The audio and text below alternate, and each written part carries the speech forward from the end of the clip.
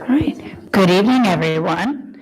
I'd like to call the February 25th, 2025 Methacton School District Board of Directors meeting to order. Please stand for the pledge.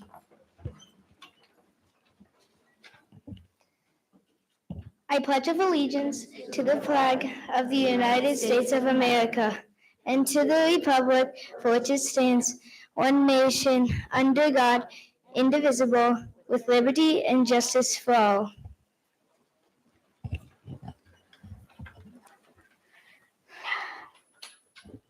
Hi, my name is Snyder, and I go to Arrowhead Elementary School. What I love about Arrowhead is we have kind teachers, substitute teachers, and helpers. They are always ready to help new students find their way. Our teachers show us fun ways to learn new things. Arrowhead has many fun after-school activities that help us explore our talents. Math 24, Arrowhead News, and after-school sports. Just name a few. We have different special classes. Our gym, music, art, and library classes teach us how to be healthy, creative, and musical. Our fourth graders have the chance to be a safety. Our playground has a lot for students to do during recess and includes everyone. I hope you understand why I love Ahead. Thank you for listening.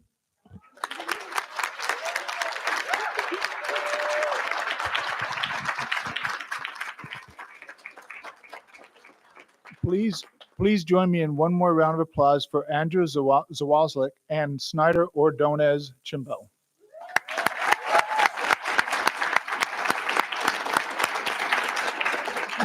They are both our junior school board directors. Will you join us out front so we can issue your certificate? Yeah. Excellent.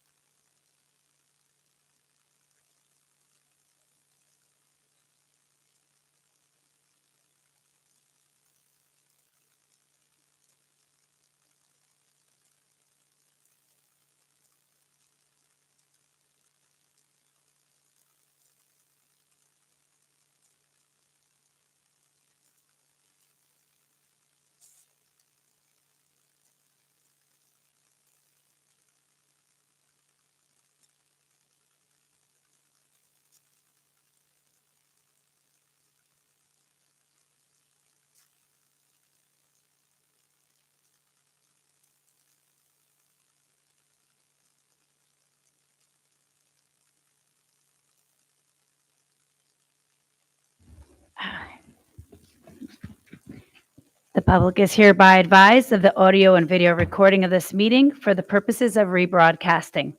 All board members are present. So next is guest and scheduled speakers, Dr. Zerbe. Thank you, Madam President. This evening, if it's okay with the Board of School Directors, I'd like to move the M Awards recognition for the Methacton High School Cheerleading Squad Pack Champions to the front of this presentation.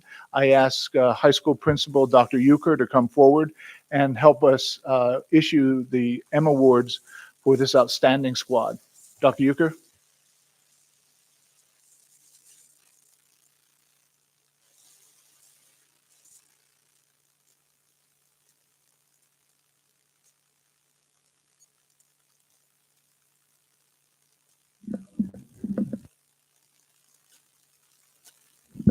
You have to hold it in. Oh, there we go. I think I got it. So I'm a little tall. I just hold it. We adapt. Good evening. The M Awards for Athletic Excellence for the 2024-2025 school year recognize the outstanding athletic achievements of teams that excelled in their sports. Tonight, I'd like to introduce Coach Deanna Ellison, who will introduce her and tell you a little bit about her athletes who made it to states this year. Miss Deanna?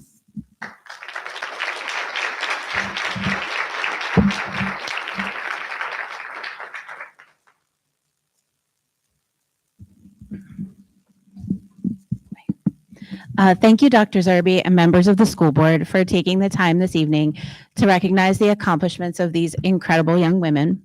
Thank you to Dr. Euchre and our athletic director, Taylor Parker, for the constant support of the team. When our season started, it was kind of hard to predict what the season would hold for this group. This is the youngest varsity team we've had at Methacton in my 16 years of coaching here, with only 3 upperclassmen. However, the passion, enthusiasm, and determination of the underclassmen, combined with the experience, leadership, and guidance of the upperclassmen, proved to be the secret to success. From the time they came together for camp last summer, this team worked hard and took nothing for granted. They faced many obstacles along the way, but continued to persevere, grow, and strive for perfection each and every time they took the floor. They never failed to rise to the occasion when it mattered most. On top of winning the coveted PAC championship for the 2nd year in a row, the team earned a bid to the PIAA state championship, where they made it to the semifinal round, capping off their competitive season with a flawless performance. I could not be prouder of the growth, teamwork, and determination that each of these athletes has shown. Since August, they've worked tirelessly to balance their dual responsibilities, supporting the football and both boys and girls basketball teams, while also focusing on their own competitive season where they take the spotlight. Their dedication truly paid off this year, and they are champions in every sense of the word. Thank you for having us here tonight to celebrate these phenomenal athletes.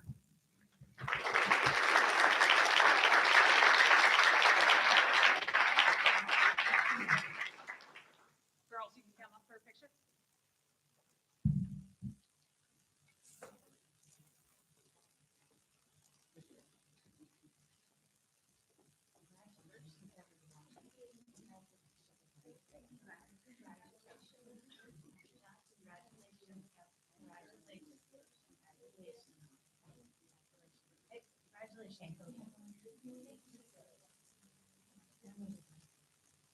You know the drill, everybody. That's what the coach just said. You know the drill.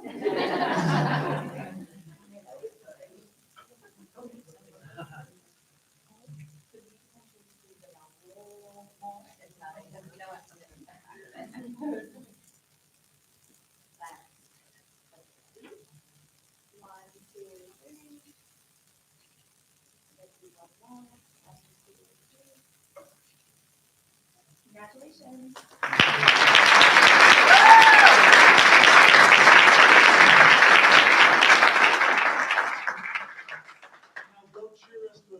Yeah, go.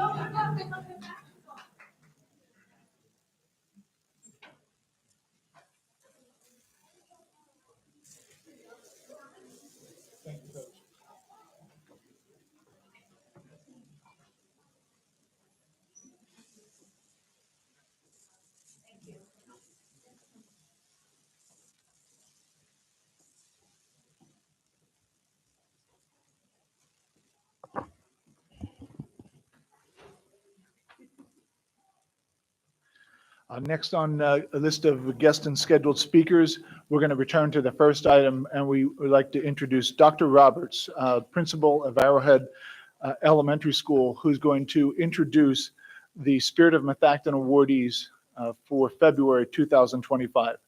Dr. Roberts? All right. Back up. Well, good evening, everyone. Before I get started, it was exciting to see some Arrowhead alumni up here as a part of the M Awards. So thank you for that. And I'd just like to thank the Board of School Directors and Dr. Zerby for allowing all the schools, but particularly Arrowhead, for the month of February for our student. We have one student and then several staff members and a volunteer to be recognized. So if we could go to the next slide. All right, so these are honorees. We have Mrs. Shannon Clark, first grade teacher. We have Mrs. Jennifer McGregor, support staff. We have Mrs. Erin Cardwell, volunteer, and then we have Miss Janelle Dennis, a fourth grade student at Arrowhead. They're going to be honored and recognized here momentarily. Next slide. All right, so here's Mrs. Clark. All right. Come on down, Mrs. Clark. This is an class. Yes. All right, so here's some kind words about Mrs. Clark. She serves Arrowhead as a first grade teacher on a daily basis. Shannon demonstrates a strong passion for teaching and finds joy in seeing students grow and succeed. Our student staff and families love Mrs. Clark. She's kind, caring, and engaging. She is student-centered, a team player, and this is evident through her teaching style, energy, and humor that she puts her students first. So I just want to say, Shannon, thank you so much for all of your hard work. You create a safe and nurturing learning environment for our students, and it is clear how much our students look up to you. Please keep up the wonderful work. Your hair looks great.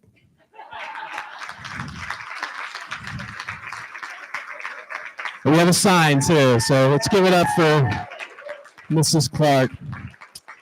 All right, up next we have Mrs. Jennifer McGregor.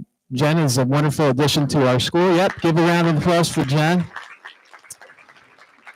She serves Arrowhead as an instructional assistant. Jen goes above and beyond in helping our students, whether it is helping students during our pie time or serving as a substitute teacher. Jen's children go to our school, so she is all in at Arrowhead, and we love her for that. She's dedicated, patient, caring, and these characteristics truly make a difference in the lives of our students. Jen, I just want to say your positivity, energy, and creativity does not go unnoticed, and we are truly thankful to have you part of our school team and family. Thank you so much for everything you do to support our students, school, and community. And like I said to Shannon, please keep up the great work. We're happy to have you. Thank you.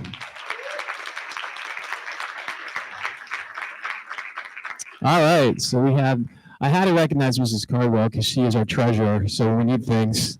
No, I'm just kidding. Mrs. Erin Cardwell, she serves Arrowhead Elementary School as a volunteer. She's not just our treasurer, but she's a wonderful person and just a really great community and student advocate. I just wanted to say, Mrs. Cardwell, that we express our heartfelt gratitude for your time, your dedication to our students, staff, and families. Mrs. Cardwell also serves the district as a volunteer on the Methacton Coordinating Council. She's busy. Her willingness to volunteer and support our school and district is exceptional. Erin is also student-centered, extremely thorough, and very, very kind. So, Erin, thank you so much for being such a supportive and outstanding volunteer for our students, school, and families. And I just want you to know we really appreciate you. Thank you. All right, so we're going to save Miss Dennis for last. This is Janelle Dennis. Janelle, come on down. Yeah. All right.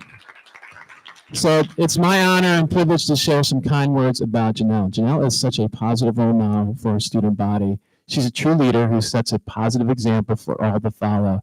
She displays kindness, a strong work ethic in all of her academics. She just shows kindness toward everyone that she interacts with. She's a helper, a leader, and just a wonderful person.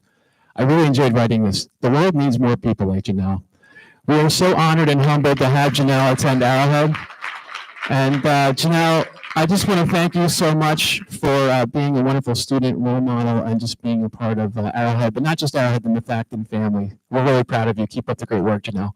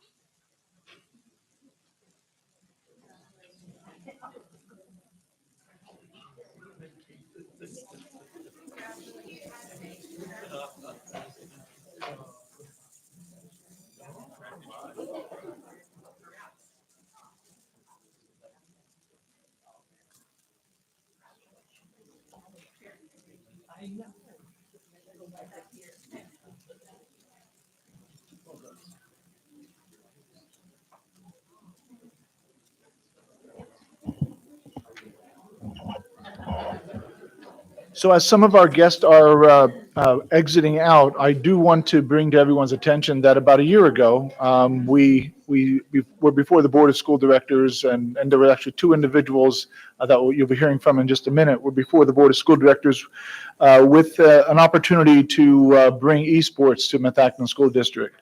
But before we introduce those two special guests, I want to turn it over to Dr. Regina, who's been helping spearhead and oversee the project. Dr. Regina?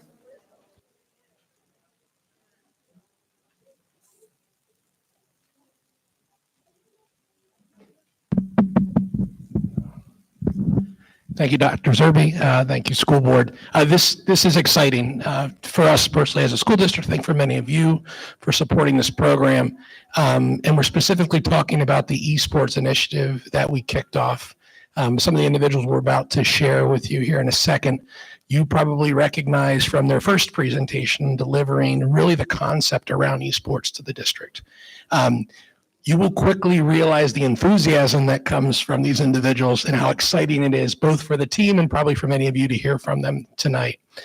What we were hoping for with the program was to build interest and to get students excited. Sometimes students that may not have pathways to activities that currently exist in schools, because that's where the connection is in education often for many of our students. And a lot of that's happening now. And it's really exciting to see. They're going to talk a little bit about that. We're hoping for that, but the success that we're seeing, I think, is even a little bit more exciting. They're going to share some of that too with you. So without further ado, enough of me talking, Coach Whitehouse and team captain Dominic, please join us and start the presentation. Thank you and welcome. Thanks. Hello, everyone. Thank you again for having us here. Oh, thank you. I was a little nervous. So as Dr. Regina mentioned, we are here to just show you our success with the program so far and to really extend our thanks to you for all the support you've shown us. Without your support, this would not have been as successful as it is. This is just a small portion of our students. These are our new jerseys for the season. This is probably, about a third of our kids. We have about 20 kids competing right now. Last season, we had about 26. This season, we ended up having to do cuts just because of the restructure of our program, but we have about 20 kids in the program right now. This is just some glimpses of what we have going on in our lab here. We have a lot of teamwork, skill development, and inclusivity in our program. I think it may be mentioned later, but I'm a little nervous now, so I'm going to say it now. But it's been really cool to see the involvement with these kids. So it's about 50% of our kids have never been in any activity at all in their entire schooling career, not even just high school. And then 70% of our kids have never been on a sports team. So a lot of these kids were also kind of just getting used to what's it look like being on a team, what's it like to navigate and communicate with others, and what is it like to depend on each other with the teamwork scenarios that they have. So some of our games that we play, so we're in a league called the PIEA. I think this is what we actually suggested last season. There was another one that we had talked about, but we found that this one was the one that was streamlining our kids to the universities. So the PIEA is what we are running under, and our game titles currently are Overwatch 2, Valorant, and Super Smash Ultimate. Oh, and I took your stuff, didn't I? Oh, sorry, guys. Do you want to, I didn't say that last part. That's okay. Yeah. So I'd like to talk about our spring season. Last season, the fall season, we were just getting ourselves in the waters of the PIEA. We didn't really know what we were doing fully. We didn't really do too hot the fall season, but this season currently our Overwatch 2 team is 4-0, and if we continue to play as well as we've been playing, we will win our division, and after we win our division, we'll move on to all of the schools across the state of Pennsylvania combined into one overall playoff, and if we win that, we'll compete in person at a championship in St. Francis University. And our Valorant team is also undefeated, 2-0 right now, and we won our past games 13-0, not letting our opponents win a single round. And just to add to that, so last season we were horrible. However, we did have 3 students. We had 3 students that were contacted for scholarship opportunities from 3 different universities. So despite our status, we still have people who are reaching out to get them involved. And Dom is actually in the process of going to college, and he is going to minor in esports management. So they do have that at school as well. Some of our future goals is just more club exposure. I mentioned a bit earlier, but there are some other games that they are pioneering. And so we want to get some more people involved, not just the small clientele that we have. We want more match visibility. So right now it's kind of limited for parents and people to actually see our kids compete. So we're looking for some visibility so that we can actually show our success with our students. And we're planning to do some fundraising just so we can show some growth with our program and for some equipment. Those are just some future goals. But as always, thank you so much from all of you. We really appreciate your support, Dr. Zerbe, Dr. Regina. You've been so helpful. Thank you for your patience. It's been an incredible journey. I've learned a lot, but it has definitely been successful. And I'm really proud, especially of Dom and all the kids that have put in so much work with this. So thank you so much.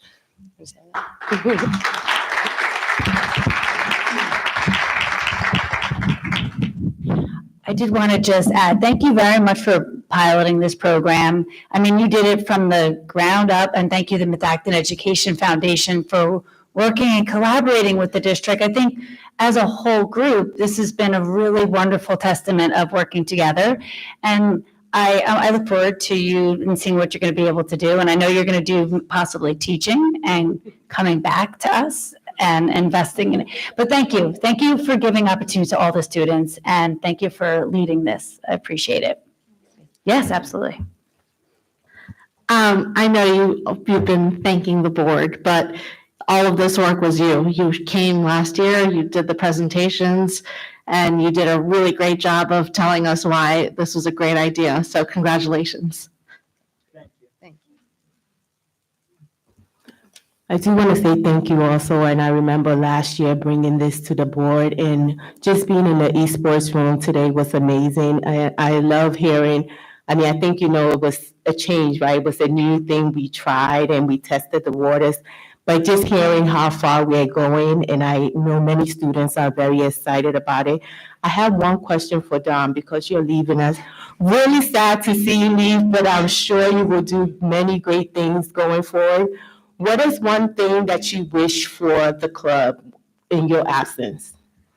I'd like to say I really want to see a lot of the underclassmen, specifically one sophomore on the Valorant team, the only underclassman on that team. His name is Frankie.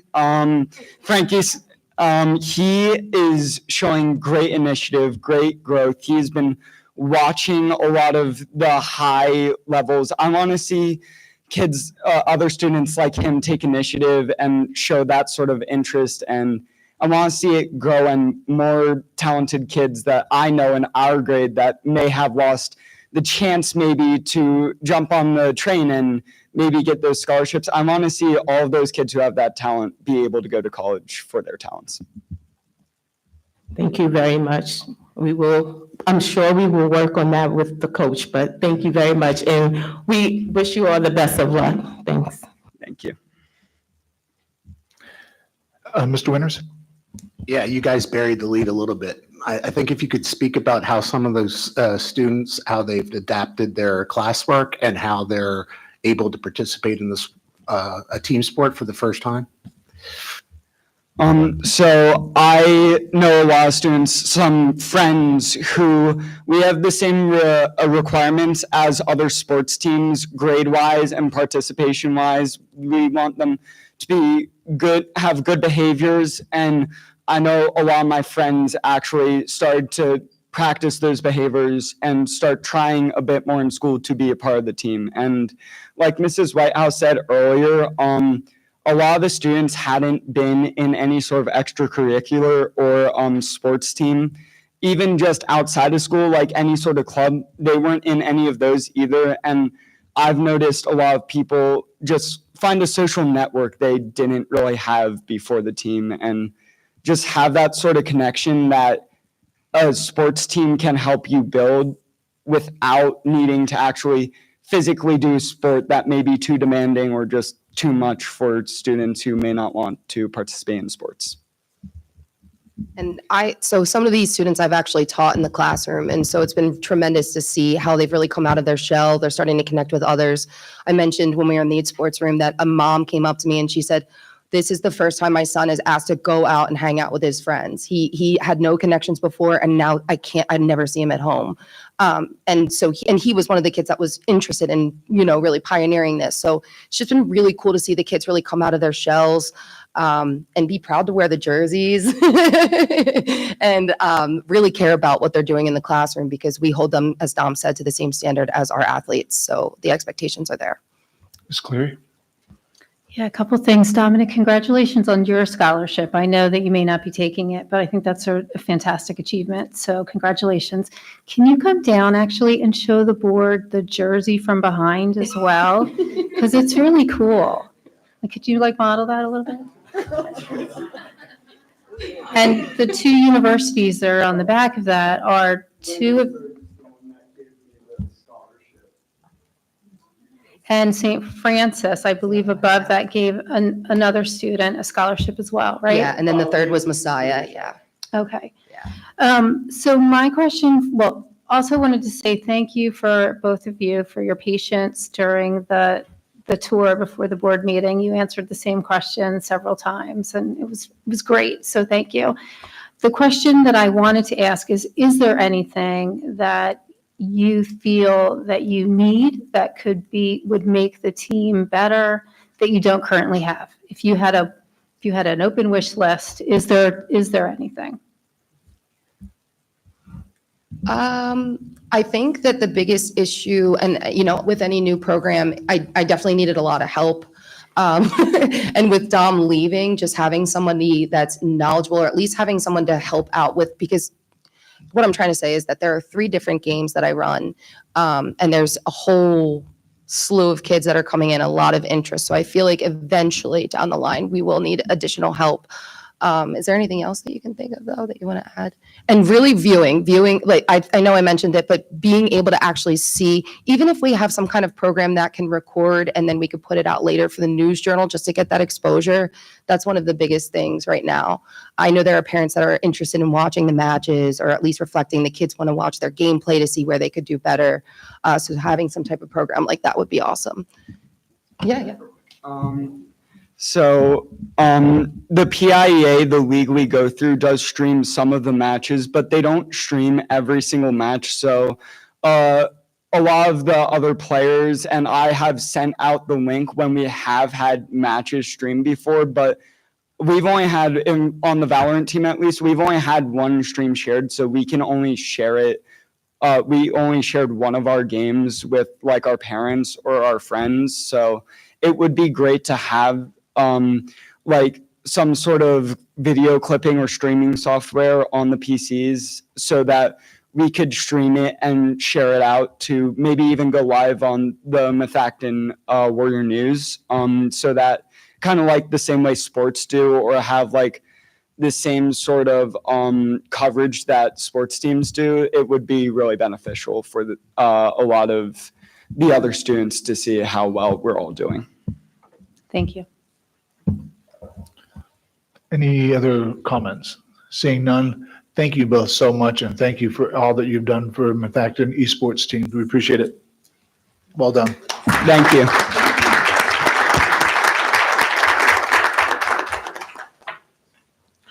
Next on the agenda, we have Dr. Sorgini, who's going to give a brief update on the Audubon Elementary School. Dr. Sorgini? Thank you, Dr. Zerbe, and good evening.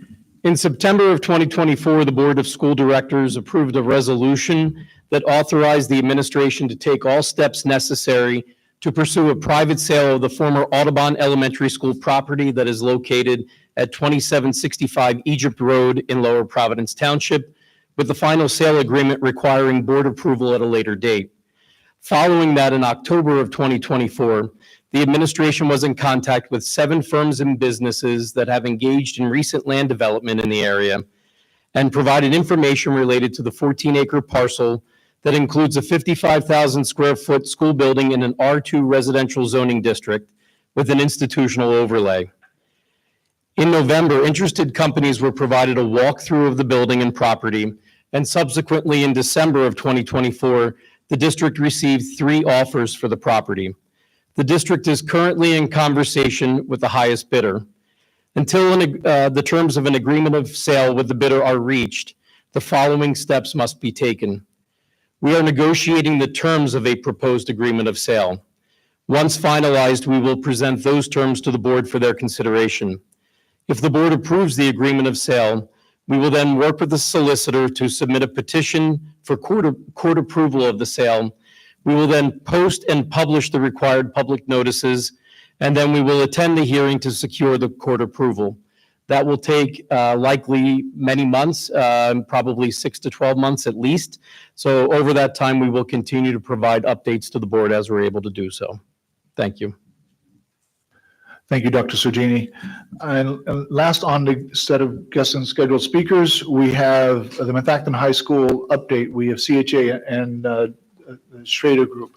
What I'd suggest, because I know that there's quite a bit of animation as part of this, I'd ask if the Board of School Directors would be so kind to take a seat in the front row. There is a handout, so you can take that with you as well. But the animations are very hard to display on paper, as you might imagine.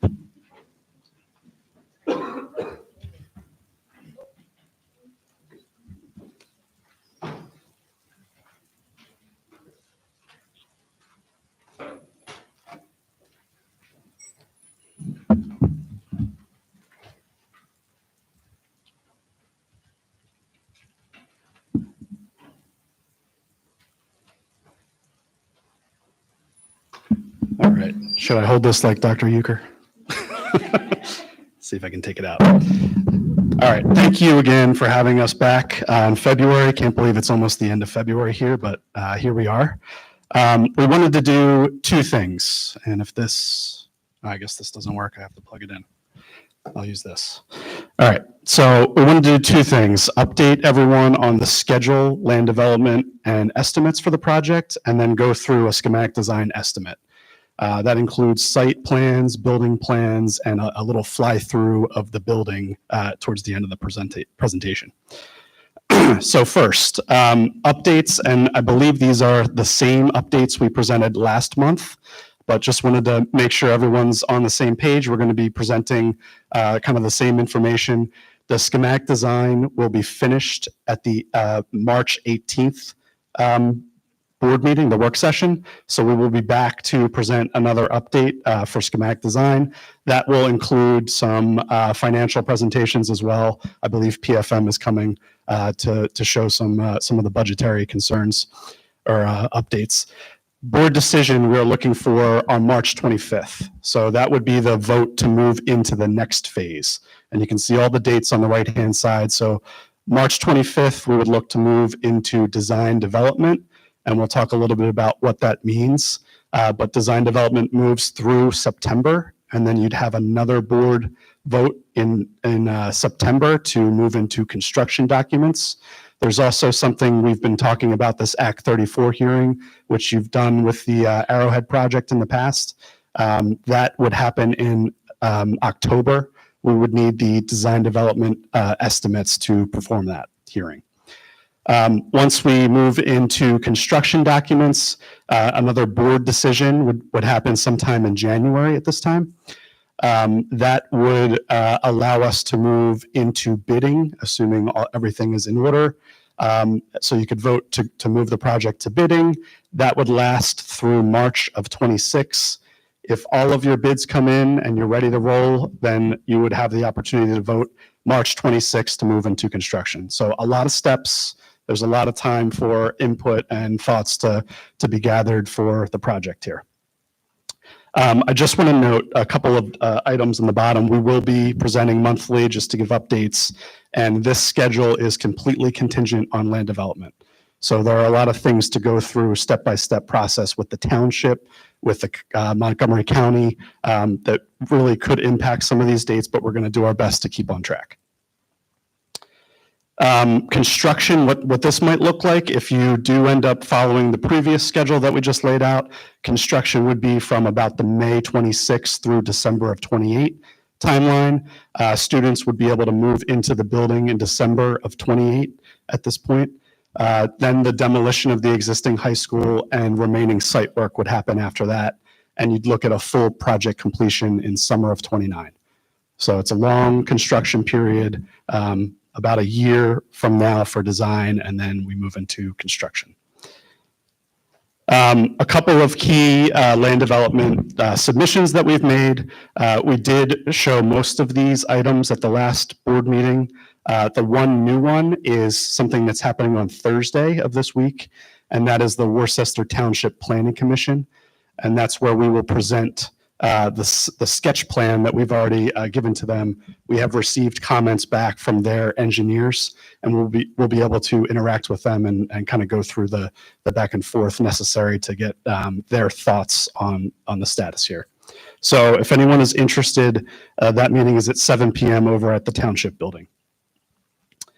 I mentioned we did get comments back from the engineers. Nothing that we really weren't expecting at this point. So I've highlighted some of these here. It is we are in an agricultural district, the zoning map. That means we have a conditional use for a public school. I know you have an existing school currently on site, but because we're demolishing the existing building and building new, we may need another conditional approval. So that's something we'll negotiate with the zoning officer. They've also noted that we have to confirm that the bus depot is an allowable space on the site. We're not touching it, but it does need a conditional approval to remain as an accessory building. And because we're removing the old building, we still have to kind of go through the motions there. A few zoning relief items that we've been tracking: the building height, we're not to exceed 35 feet or 2.5 stories. We are currently at 3 stories and probably about 45 feet at the moment for a portion of the building. So that's one item that we'll need zoning relief from. Also, the impervious surface coverage. So that's all of the spaces that the water does not infiltrate through. Currently, we're at 43% on the existing site, and the limit per the township ordinance is 40%. So we're already over that. And we are increasing that up to 45% at the moment. So you already have a non-conforming condition.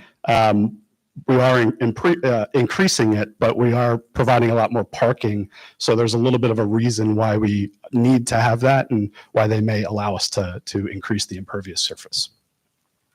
Parking lots. So in the zoning ordinance, we're not allowed to have parking lots within 250 feet of a front yard property line.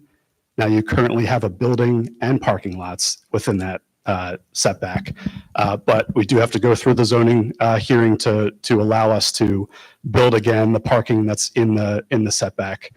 You may ask, why can't we just eliminate the parking from that front setback?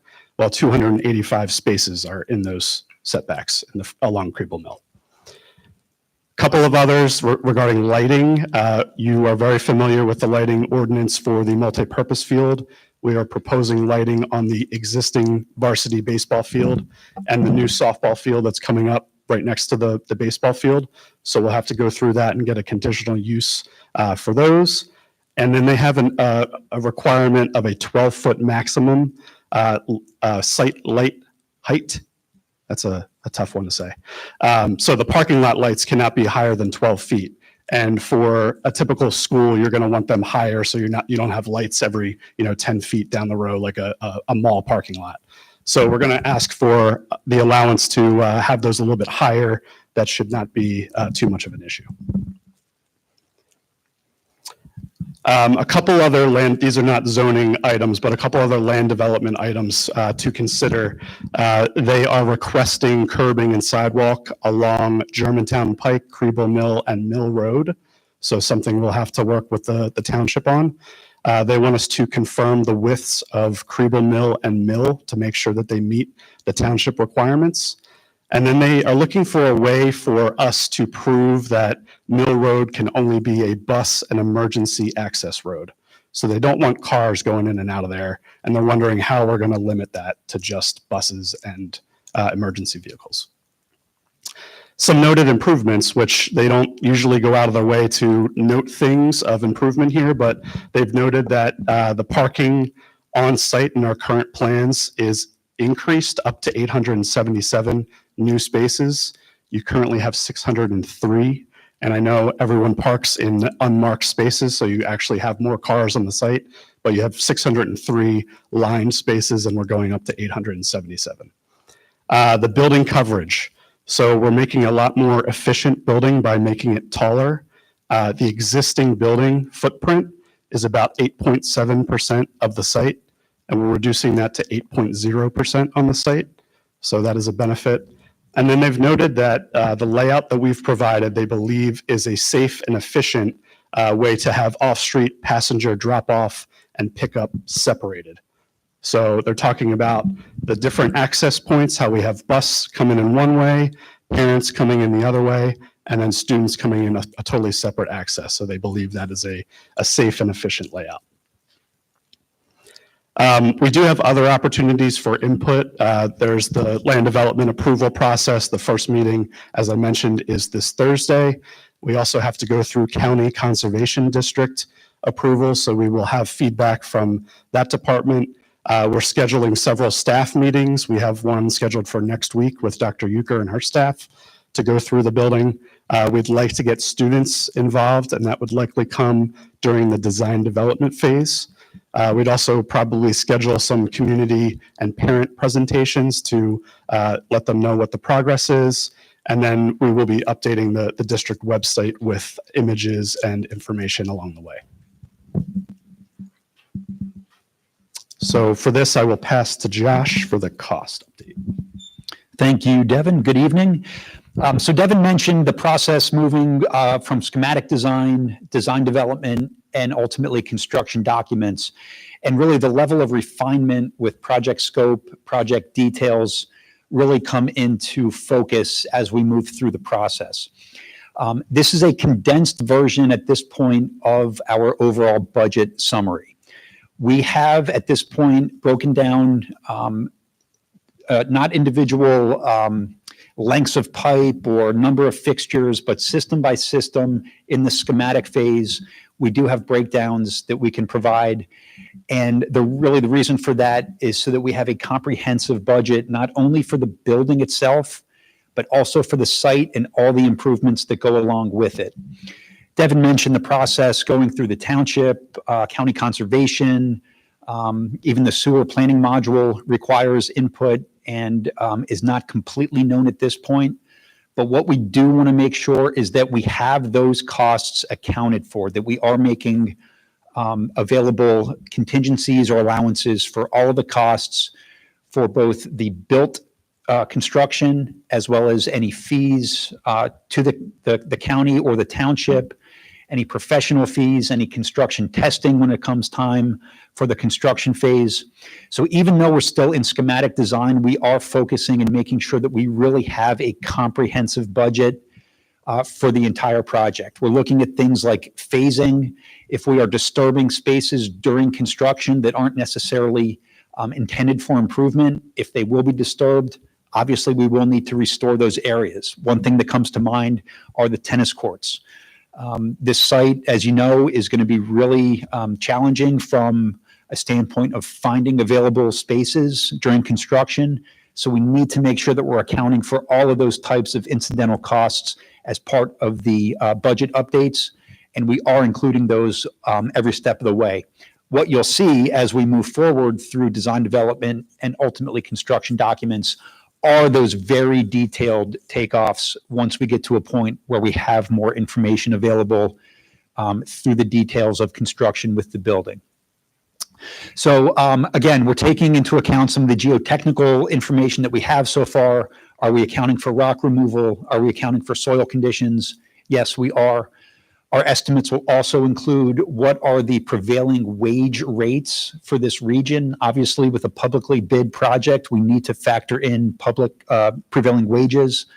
I mentioned some of the other incidental phasing costs, land development. So, long story short, we want to make sure that the numbers you guys are considering, both, tonight, moving into March 18th and moving forward, are comprehensive from a total project standpoint.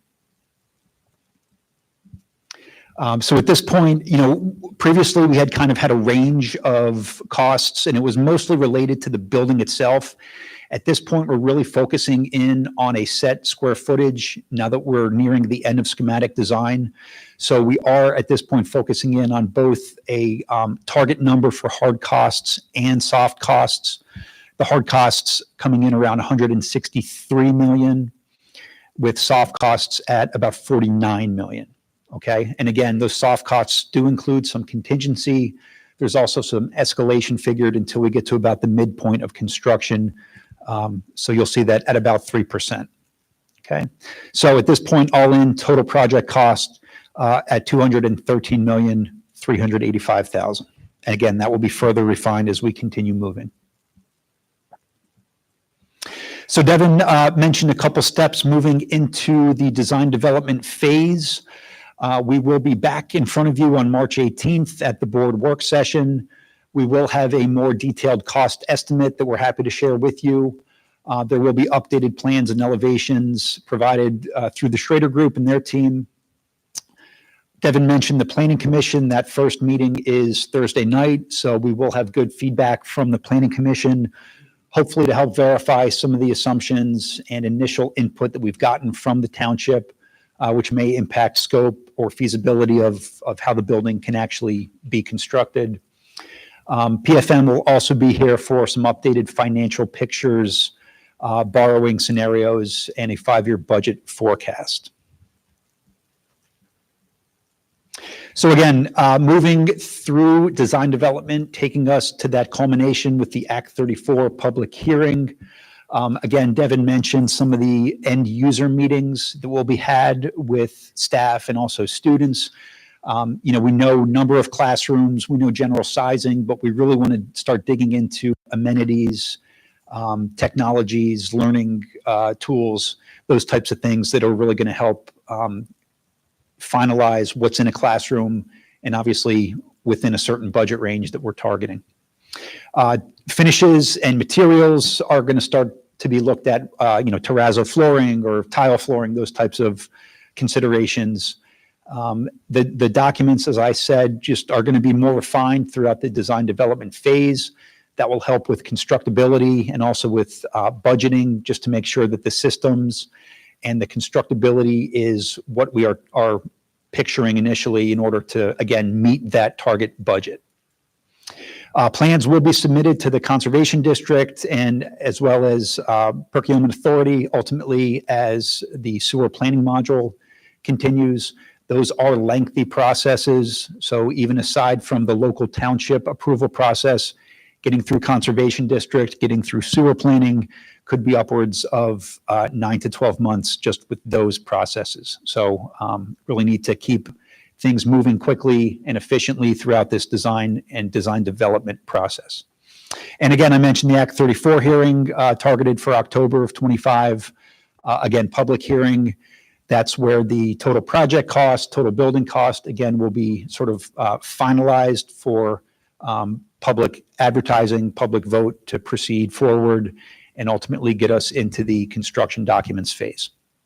So with that, I will let Devin take us through some more exciting topics here with some of the imagery.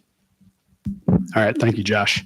All right, now everyone's going to have to pay close attention here because we're going to start to look at some fun imagery. I do want to preface this with, this is still very schematic. It may start to look like a real building, but we've really just started to model things. So although it looks like it could be a complete project, it is nowhere near done. So I don't want anyone in the public or on the board to really get too excited about the progress that we've made. I want you to know it is going to take every bit of a year to get through the design process. So with that said, we'll start with the site. Obviously, here is your existing site, and I'm going to overlay the new site plan on this. So just kind of notice where the existing building is, and then notice where the new building is going to start to appear, and you can see how tight it's going to be. but we are missing the existing building. So some of the features that we are going to discuss are circulation patterns, parking, stormwater management, some of the athletic areas, and general layout and circulation around the site. So we'll start with the bus access, and we've seen this before. You see the blue dot, the blue line coming around. The bus only and emergency only vehicles would be coming off of Mill Road, and they would come in and park or drop off up towards what we're calling the gymnasium entrance, which maybe I can use my mouse pointer here. Laser, there we go. So the buses would drop off right along here, and then everyone would enter the building through this entry point here when they're dropped off. Then we have the parent drop-off loop. So again, bringing everybody on site, get them off Crebo Mill. So the yellow line is the parent drop-off. They would come around this area and drop off at the front of the building here. And then students come in at their own entrance. Always good to separate the students from the buses, from the parents, bring them in. They park in the student parking lot here or potentially down here. There's probably some spillover student parking down in this area. So three very clear, different access points for the various ways to get into the site. That will really increase the safety and the circulation around the site. And notice we talked about parking, 877 spaces. It looks like a lot of parking, but that's what you need to get everybody off of the surrounding streets and make the neighbors happy that the students are no longer parking along their roads. So ample parking for not only every day, but for after school events. You can see there's different lots for different activities. Maybe this is a staff lot back here where staff can come in the building in the back. There's another couple of lots here that would allow parking for the baseball and softball fields. There's another one over here by the athletics area. So there's ample parking around the site for the various activities, and it gets it all onto the site and off of, we don't need to use the church parking lot anymore. We don't need to use the ancillary streets around. I don't believe that we've updated you on some of the fields, but notice that we are maintaining the same number of fields that we had in the past. So we are relocating the softball field that would come up here. This would be varsity softball next to varsity baseball. The multi-purpose field that we're taking away from the building comes over here. So this is a natural grass multi-purpose field along Crebo Mill.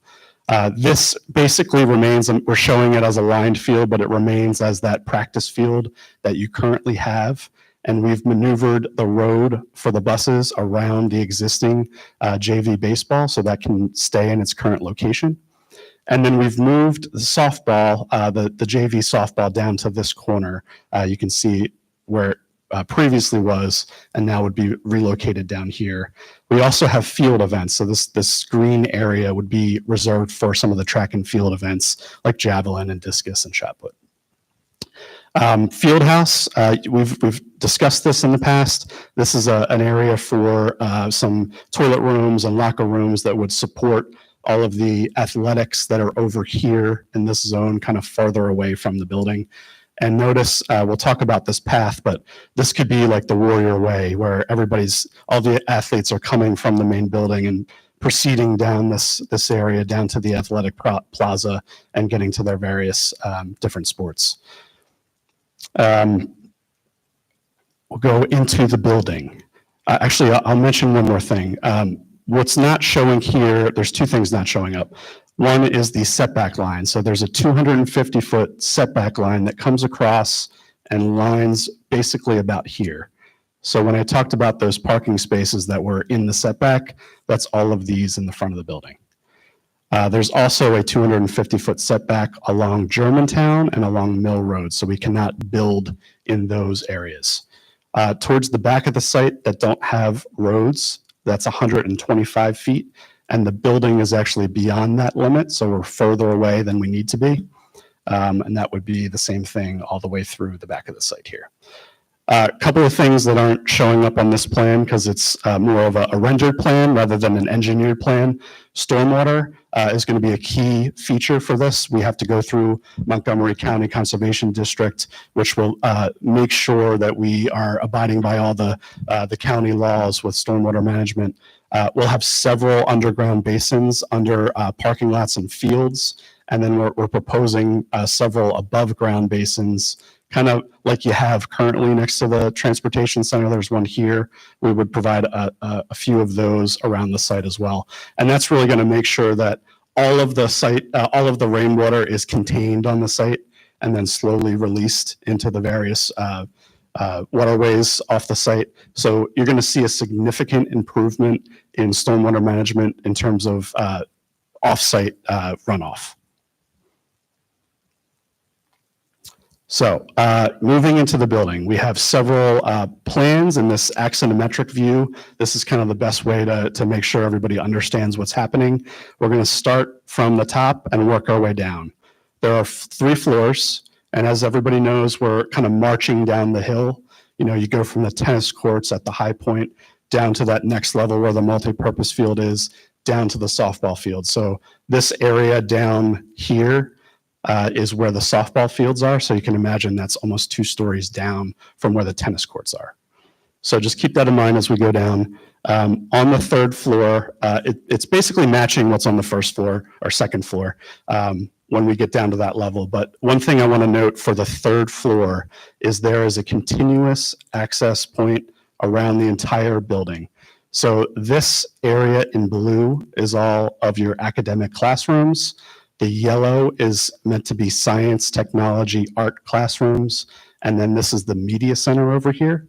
This green space is the commons, so your cafeteria and your after hours, after school activity space. Everything on this side of the building is athletics. So you have your gym, your auxiliary gym, and then the pool is over here. And then all of the performing arts are here. So it's set up nicely to separate all of the traditional academic areas from the public spaces. So all of the academic areas are kind of in the back of the building down on that 3-story piece, which is inherently the quieter part of the site. And all of the noisy activities and public spaces are out toward the front of the site, almost looking out towards Krubel Mill and the rest of the athletic areas. There could be a really good opportunity for security to kind of lock down the building at key areas so that we can kind of quarantine off the academic spaces from those public spaces. So you can have public in the public spaces and not give them access to the rest of the building. So we'll see a couple of key features, and there's really only one on this upper floor that we want to highlight, and that's the media center. We want to kind of create this as a really innovative space. There's a really good opportunity overlooking the commons and then having that nice view. If you think of standing at the baseball field, there's a really great view down the hill out towards the multipurpose field. You would actually get that from the media center.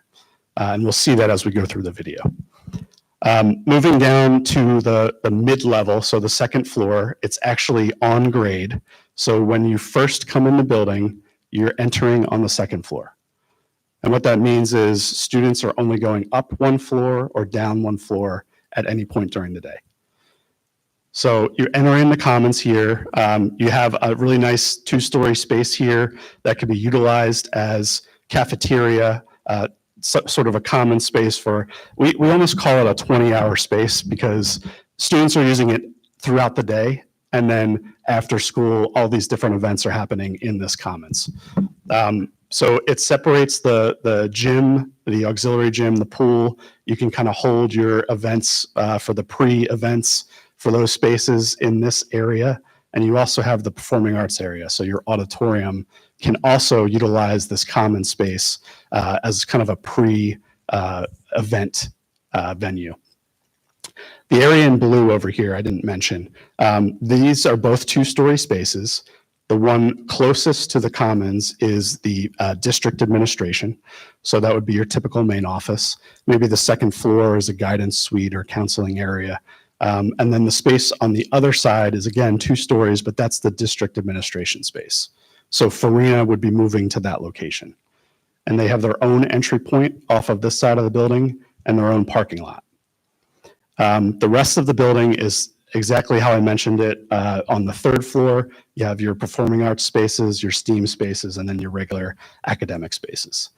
So we'll kind of highlight a few. The Commons, as I mentioned, it's a community space. It's a large group space. It's a multi-use space, very flexible. You can hold many different events in this space, and we'll have to kind of figure out with the teachers. We're meeting with them in the next several weeks as we go through design development. How are they going to utilize these types of spaces?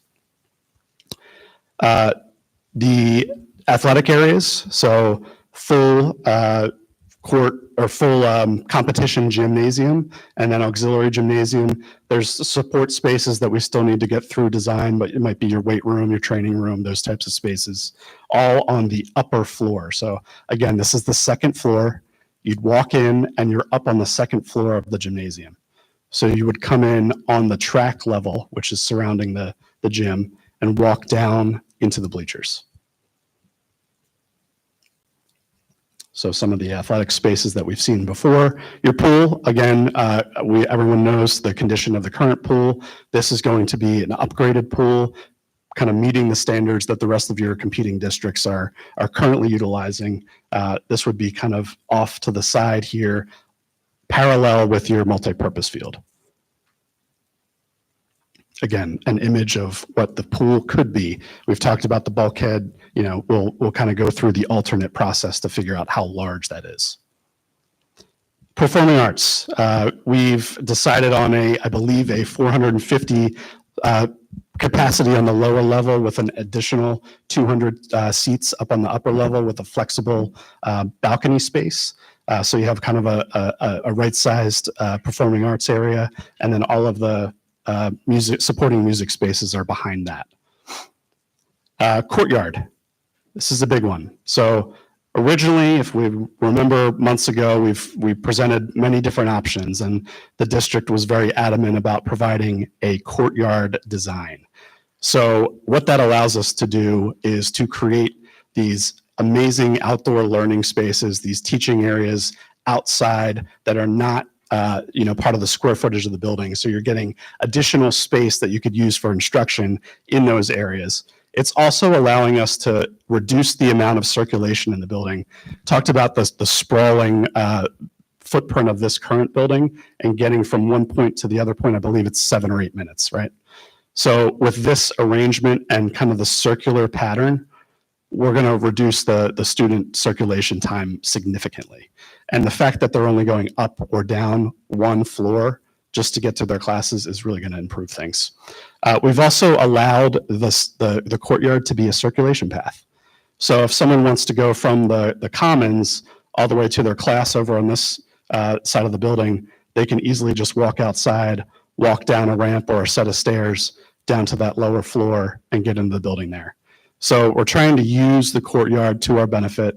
It allows a lot of natural light. It's secure. There's a lot of benefits to this type of design. Academic wing. So this is the 3-story part. We currently have it as a dual-sided corridor with learning spaces in the center, kind of like what you have seen at like the Upper Marians.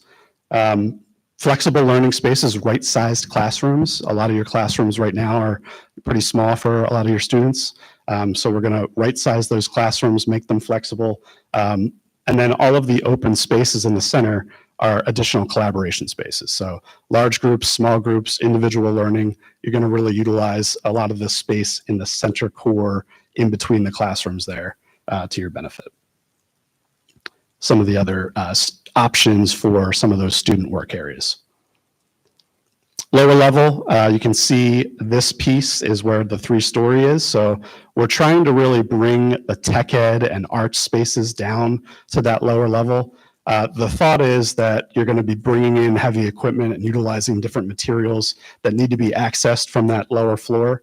And then you can open up a garage door and have projects out in the courtyard. So again, really utilize that courtyard for additional space to teach, to work, to develop activities.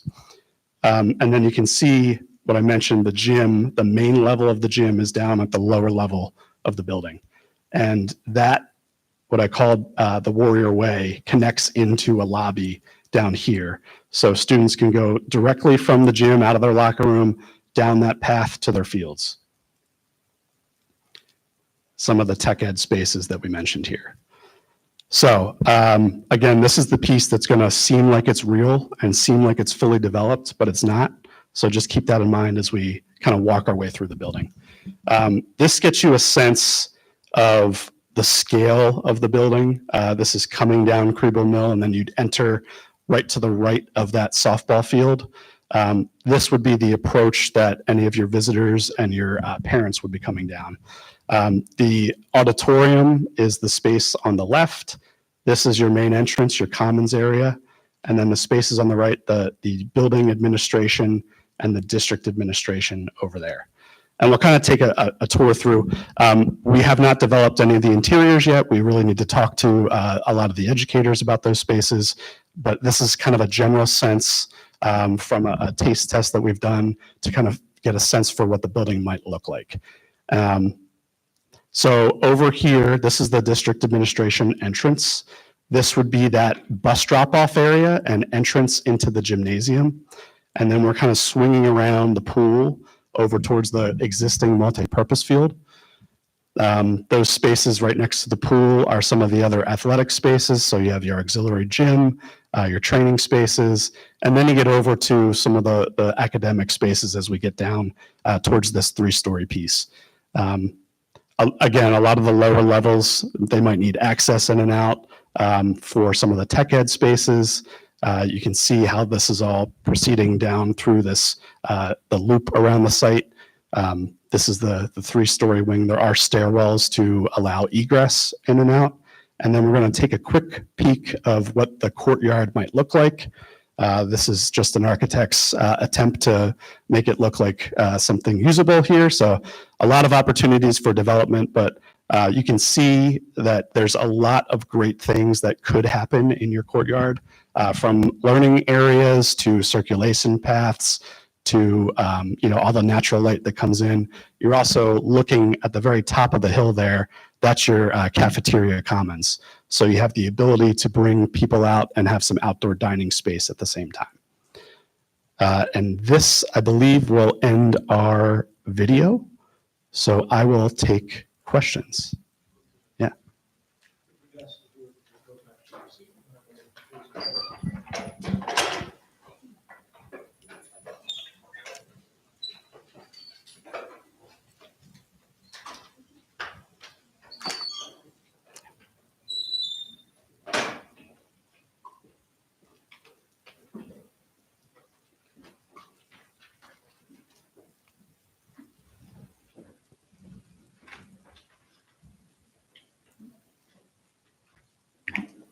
Thank you very much. What we'll do is start taking anyone have questions to the left of me or comments? All right, Ms. Purdue. I do want to say thank you.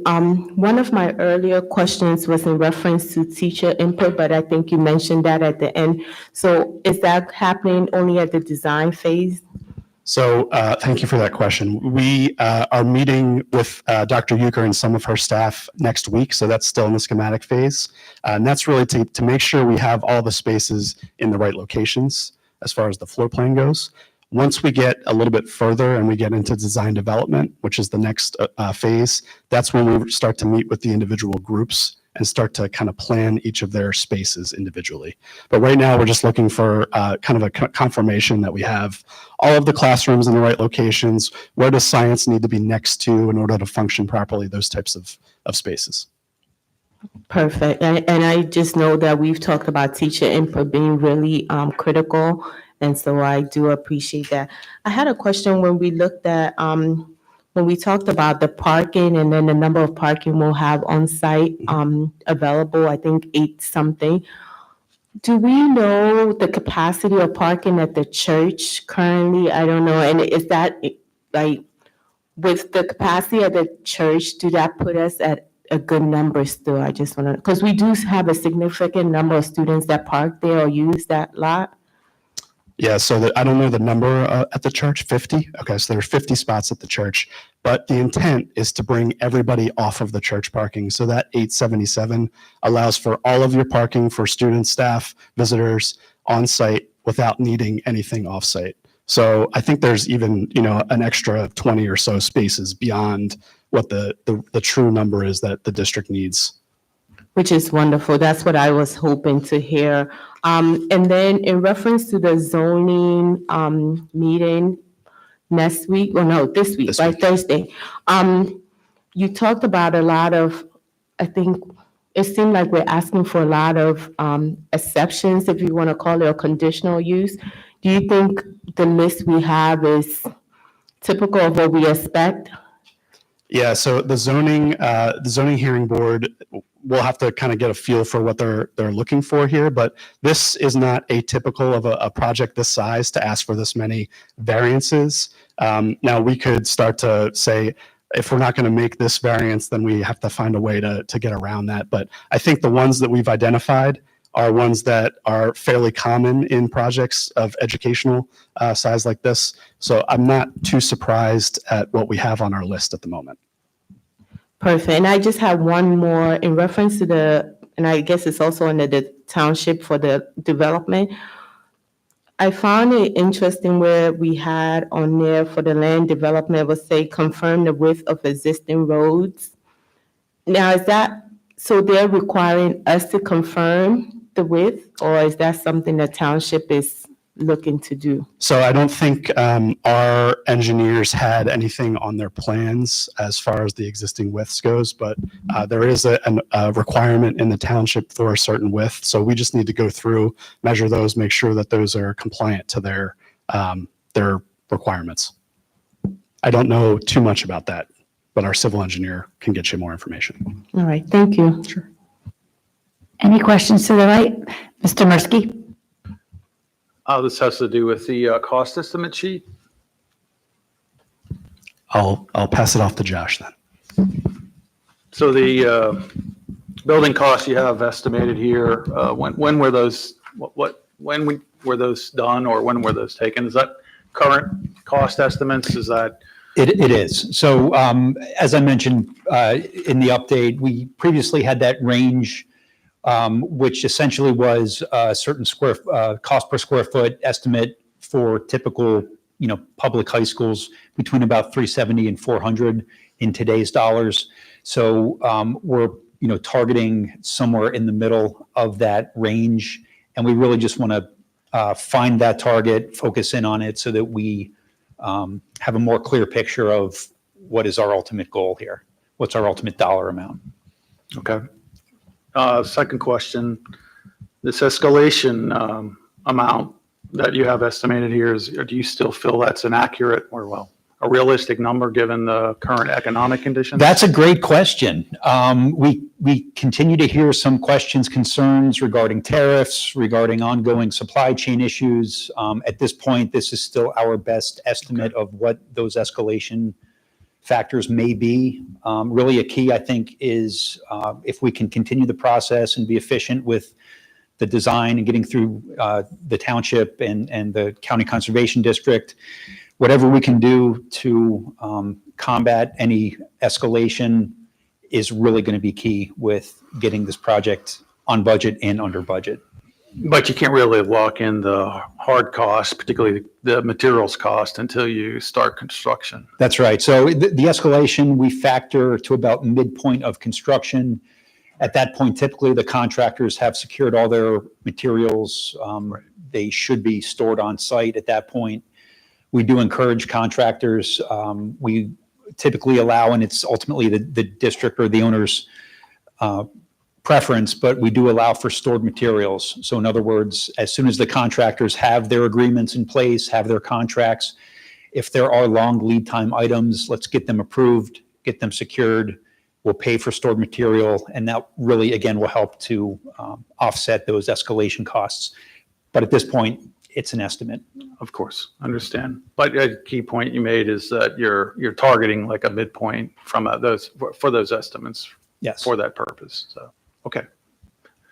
I do have another question that was concerning the roads. This is switch mics. So just a clarification, the township is questioning the width of the roads, the public access roads, not the roads we're constructing on the site. Correct. That's a confirmation of the Right. widths. I don't know that they're questioning the width, but they Yep. just want us to Just confirm. confirming because we didn't have it in our, Correct. okay, correct. Thank you. Ms. Clary? Thank you for the presentation. My questions are for Josh. Oh, great. Josh, the cost estimate that Mr. Mursky was just talking about. So if I understood correctly, at the March work session, you're going to have a more detailed cost estimate for us? We will. So I don't anticipate these numbers changing drastically. We will have some more detailed breakdowns of what's included in those numbers. Okay, because that was my next question. So things like one of the pictures that we saw in the architect's rendering was the pool and the bulkhead, and I know there's a cost to the bulkhead. So are those types of costs, whether it's a bulkhead or it's the materials or it's the furniture, is any of that included in the 213 million? Oh, certainly. So, I mean, Okay. what we can include, and as part of the schematic design process, Schrader Group has provided what we call outline specs. So it's not the final set of specifications, but it's a listing of, here are the types of systems, here are the general finishes that we are including in the schematic design.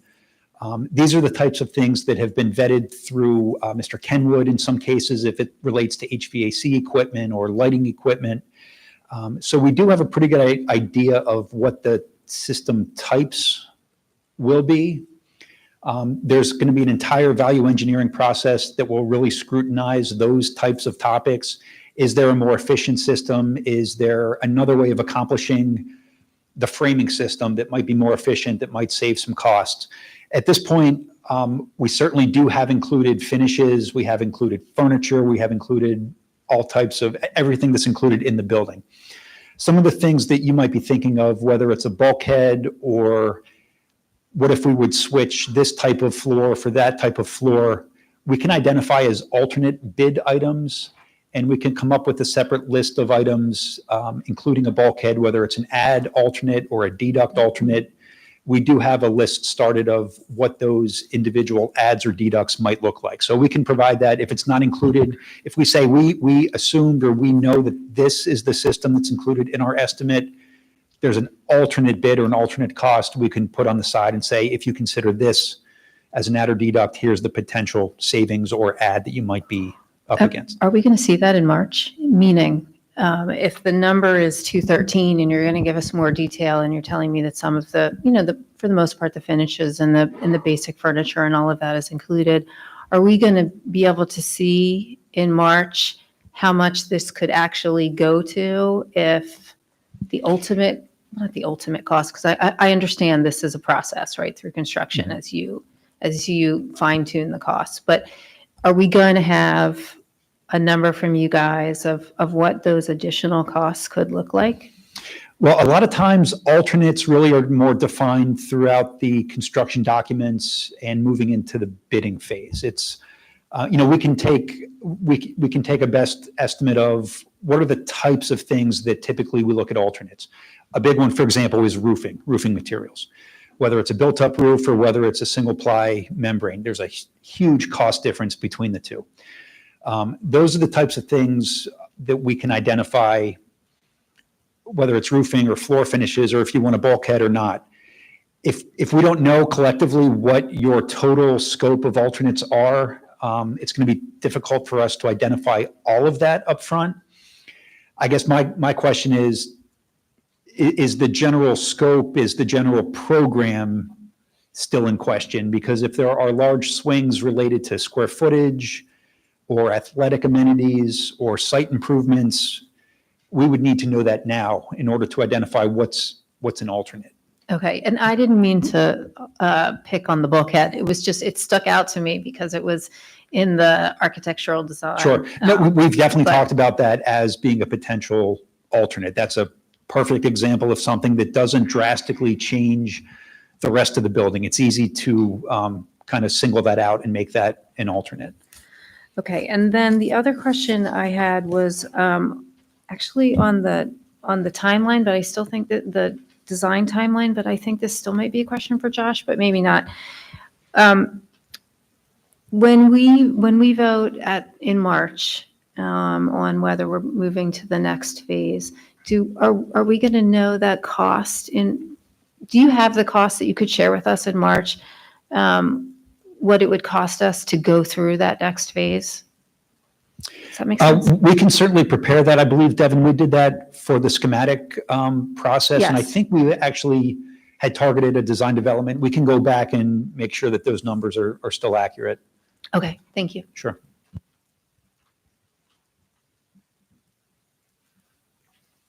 I apologize. And Ms. Graff.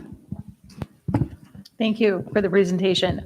Just to follow up from Ms. Cleary's comment on the timeline, it might be helpful for us to have a breakdown of how much cost is in the schematic design phase, how much spend is in the design development phase, how much, and sort of see that laid out in some way. And I don't know what the easiest way to do that is, but I kind of think of it as the board needs to get their hands around moving to the next phase is a cost impact of X. And then when we get to, bid documents, it's something else. And you sort of can see what that spend looks like over time, especially in consideration of PFM coming back to us and talking about the borrowing piece of all of the project. It'd be nice to have those two things match up. Absolutely. Now, like I said, I think we were tasked with that moving into even schematic design. We can update that. I believe for schematic design, we had actually prepared a cash flow analysis or a draw schedule, so to speak, that we can refine again as part of this March 18th update. Right. And then the other thing, I heard you mention value engineering. So can you tell us a little bit about what that process looks like, who participates, when does that happen, and what's the objective or outcome? Sure. So value engineering is not cost cutting. It's an exercise where we are looking for opportunities for efficiency savings, whether it's during construction or considering alternate ways of constructing the building. Is there a framing system that's more efficient that will save time on site? Collectively, it's with a group of administrators. Typically, it's with the entire design team and their consultants who chooses or is chosen to be in that group from the district. Certainly is your decision. But typically, it's the end users, it's the design team, and it's really throwing ideas up that have we truly vetted every possible scenario that we can either do things more efficiently or save money. It could be considering an alternate HVAC system. It's looking at life cycle costs, not just first costs. So it's a pretty lengthy process that will begin actually in just a few weeks, assuming that we are moving into the design development portion, so that we still have time to make adjustments before we get to the Act 34 hearing or into the construction documents phase. So it's very collaborative. It's going to be about a 2-month or so process initially, and it's something that doesn't just end once we're done with that study. We will be continually looking for ways to reconsider doing things. Well, to the other point about escalation and possibly tariffs, are there impacts that we can't see today that maybe will come in 3 or 4 months that we don't know about, and we're going to have to maybe look at doing things a little bit differently. So it will be an ongoing process, but it will be starting up in just a few weeks. And from the value engineering perspective, will CHA bring to the table experiences from other projects that are similar to this, that are either ongoing or completed or kicking off, where they're doing their value engineering assessments and coming up with alternatives or approaches that we may want to consider? Certainly. In fact, we're in the process right now preparing for that kickoff meeting of pulling information, pulling results from some of the recent larger projects so that we can come to you with a list that we've already thought of that, again, we can vet through Devin and his design team and to make sure it makes sense with the district and your goals and your program delivery. But yes, we can certainly provide other examples. And you mentioned program delivery, and that's kind of where I think I'm sort of going with this is when you bring that list forward, I think that there could be an opportunity there to really dig into some of our educational programming approach and discuss with our teachers and our administrators how the Methacton approach to teaching and education in the building actually could be improved by certain value engineering components, and whether that's having collaborative spaces, or whether that's the way we outfit our labs, or the way we design our large group instruction spaces, whatever that is. It could be lots of things. I just wonder if there's an opportunity there to have smaller groups where you could talk more specifically about the kinds of things that would impact the day-to-day function of the building and the teaching spaces with our teachers. We can certainly do that. We just don't want to step on toes or come in with examples from other districts, maybe where it was successful, but for some reason or another, it may not be a fit for Methacton. So again, we can certainly come with other experiences, other examples, but really being a collaborative effort, I think we really need that input from the administrators, from the teachers to say, yeah, that makes sense, or no, let's cross this one off the list. Yeah, and I guess I'm just thinking about it in a big meeting with lots of people who do construction and engineering all the time. Teachers may not necessarily have the same sort of comfort to have those conversations as they might in a smaller group where you're having those conversations with the teachers, right? They're the primary components of that discussion. And I would just encourage the administration to really take the time to bring the right people to the table for those conversations and make sure that we're getting feedback from our teachers and the people who are in the buildings day to day to make sure we're getting to a solution that works for everyone. Not just the best engineered solution, but also the Sure. functionality. Certainly, and if requested, we can provide any of those value engineering VE updates, in this setting, just so everybody stays on the same page that we're not making decisions behind the scenes without full input or for full education of the board and the administration. Yeah, that would be great. And the other question I had was, when you're talking about alternates, so next week you're going to come to us with a bit more detail around the cost estimates. And I'm just wondering if that's an opportunity for an identification of what should be or could be an alternate, if the board so desired to put some things into an alternate bucket. Things that come to mind are the field house, the district admin. Again, the bulkhead had come up before.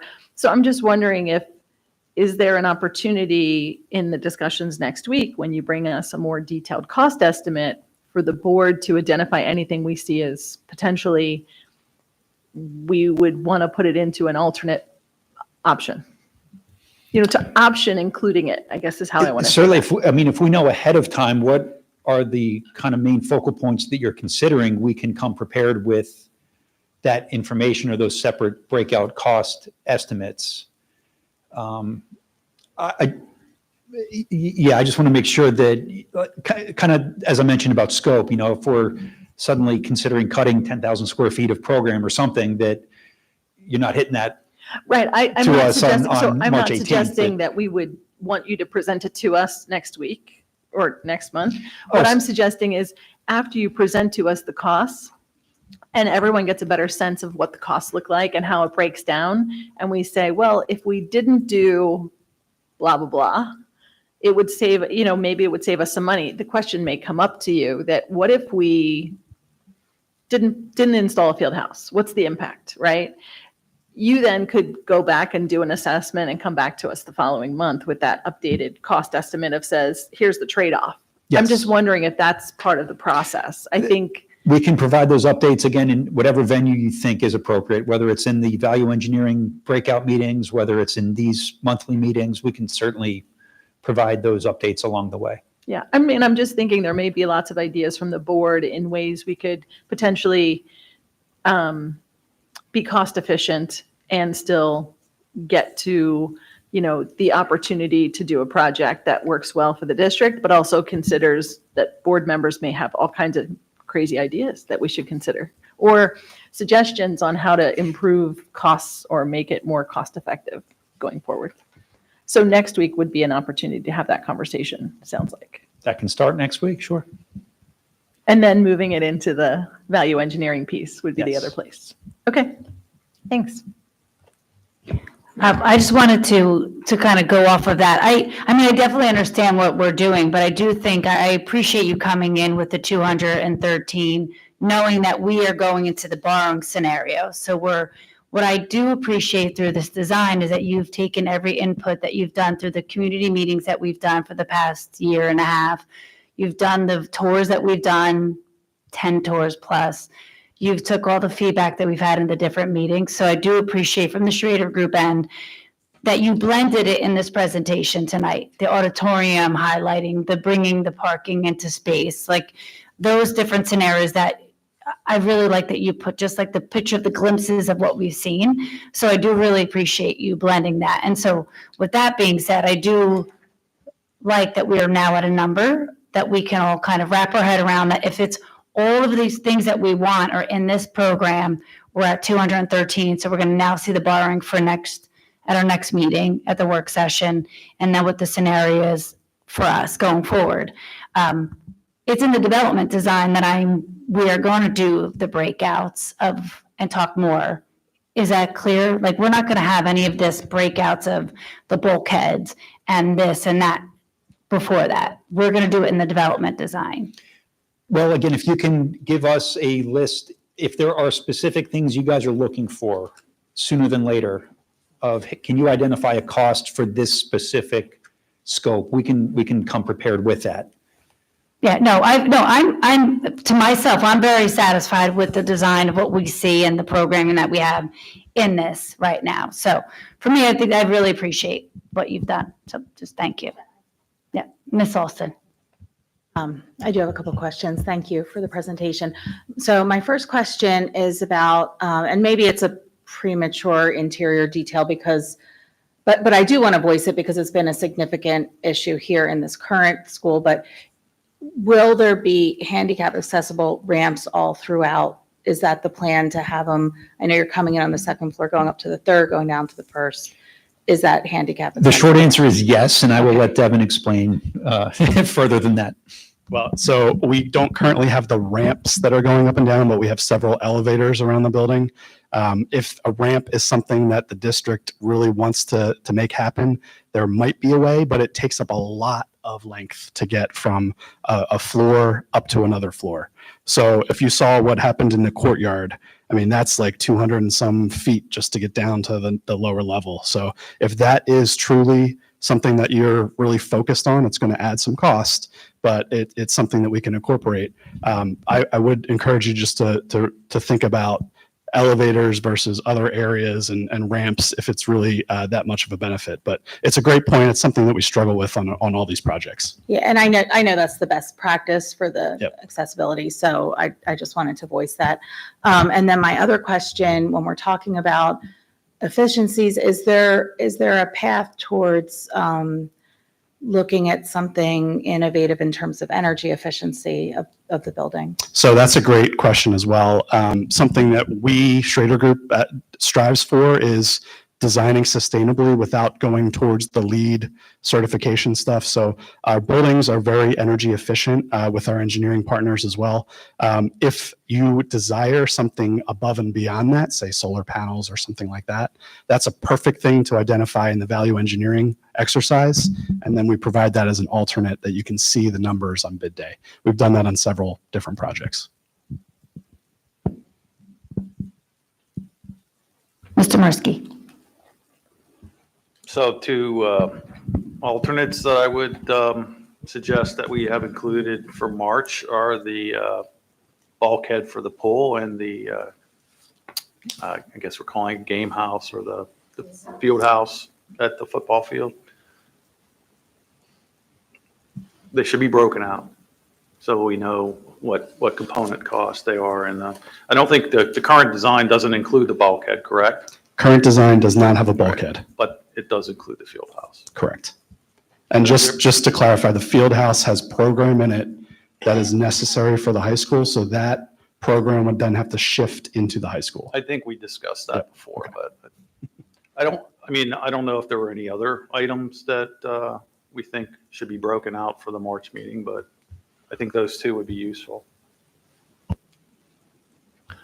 I think the best exercise to this is we've listed several in the past. I'll have those available to the board to make sure that any of those from the previous list of potential alternates and things we need to make decisions on are before you, so that you can get that information to me in advance, which includes things like the district administration, the bulkhead, stuff like that. Just one other comment. The reality is that roughly 60% of the cost is construction cost. And that's really the only component of this total cost that we can affect by changing the design of the building, right? So if we think we're going to shave 20% off the cost, you're not going to build a new building, right? You're talking about trimming around the edges to meet a number. That's the reality. Okay, any other comments? All right. Seeing none, thank you very much. Thank you all. We will now move to reports. The committee reports are attached from the MCIU this month. Ms. Purdue? Just briefly, the NCIU is actually meeting tomorrow, February 26th, so I'll provide an update from that meeting next month. But as I wasn't here in January, I just wanted to highlight 4 items from the January NCIU meeting. The first is that the NCIU Office of Technology provided an interesting presentation on statewide consortium that they're looking to use for secure email gateway. And I believe it's a security product that will filter and block suspicious emails before they even reach the recipient's inbox. So they're looking to provide that at statewide level, and I'm interested to hear more on how they plan to roll that out. So more to come on that. The next item from the MCIU is that they now have a university partnership with St. Joe's. And I think they're offering 20% discount to anyone and educators. So I thought that was an interesting one to share. The third item is something that they just launched this January, actually, which is Voices for Education. And it's a student advocacy group for grades 9 through 12, so at the high school level, where it's really set up to help students learn about leadership and help them make changes in their schools and their community. So I thought that was an interesting one. They had their meeting also in January. I don't know if the meetings will be monthly or how they have that set up, but I'm curious to see how far that going in. I'm not sure if Methacton participated, but I think they're looking to have all students in the Montgomery County participate. And then last, I believe they also have in March 3rd, there's the annual diversity job fair that they'll host. I believe information is on their website. So if anyone is interested, you can look into it just to find a little bit more information on it. Thank you. Thank you very much. From North Monco Tech, Ms. Alston and Mr. Mursky. Yes. We met on February 19th and we went over an audit report that was presented. We did receive a clean audit, and there's going to be a motion next month to approve that audit report. We also reviewed the draft budget for next school year with a proposed 3.79% increase to the sending districts. We also we have a capacity ad hoc committee where representatives from each of the sending school districts are meeting monthly to review how we can best serve our students given the wait lists we have and the popularity of some of the programs. And then finally, we went over the Skills USA winners from the different districts, and there was a lot of winners this year. The first place winners, including one, Elijah Purdue, is going to be going to the state skills competition in Hershey in early April. So that's my report. Thank you very much. Now from our high school board representative, Victoria Fan. Hi, my name is Victoria Fan, and I'll be presenting the student representative report this evening. So just to go through some events that have been happening at the high school. The senior banquet took place on February 13th at Normandy Farms from 6 to 9:30 p.m. and featured senior superlatives and lots of dancing and food, which was a lot of fun. The Mini-Thon Nothing Bundt Cake Sale ran from January 27th to February 10th, with cake pickup being February 24th, and all proceeds are going to Mini-Thon. The academic decathlon team has advanced to states for, I believe, the 6th year in a row, and there were 4 students who achieved perfect scores on the math section at regionals, all 4 coming from Methacton: Jeffrey Fan, Dylan Wen, Avon Lee, and Micah Abraham, as well as Jeffrey Fan and Caitlin McKenna being named to the Eastern Regional All-Tournament team. The annual FCCLA Valentine's Carnation Sale ran from February 3rd to February 7th. Juniors and seniors in gym class had self-defense class taught from Vaughn's Dojang from January 27th to January 30th. And as for sports, in the PAC swimming championship, Jason Fan was named the PAC diving champion, and other notable finishes included the second place 400-meter freestyle relays for guys and girls, who will have taken on districts this week. As for basketball, the boys and girls teams both entered the 6A district playoffs, and the boys are at playbacks tonight, so hopefully they're doing well right now. The theater company has been preparing for their spring musical, Guys and Dolls, which will take place the nights from February 27th to March 1st, and tickets are now available on Hometown Ticketing. And the theater company has also started up Pretzel Tuesdays in the lobby after school. The 11th Tri-County High School exhibition will showcase 8 students' artwork on display from February 11th to March 7th. We've also had PMEA festivals, which are Pennsylvania Music Educators Association festivals. Mid-March will be the Chorus Festival, and last weekend we had the Orchestra Festival as well. The school blood drive is scheduled for March 4th, and then $20 tickets for spring formal on March 14th are available for freshmen and sophomores on Hometown Ticketing starting now. Course scheduling for next year has also begun, as counselors have been visiting 9th, 10th, and 11th grade classes, and by the beginning of March, all course requests are expected to be completed. And that's all I have. Thank you. Great, thank you so much. Seemed very busy. So with that, you're more than welcome to excuse yourself and have a good evening. Thank you, you as well. Thank you. The foundation update, Ms. Pergolini.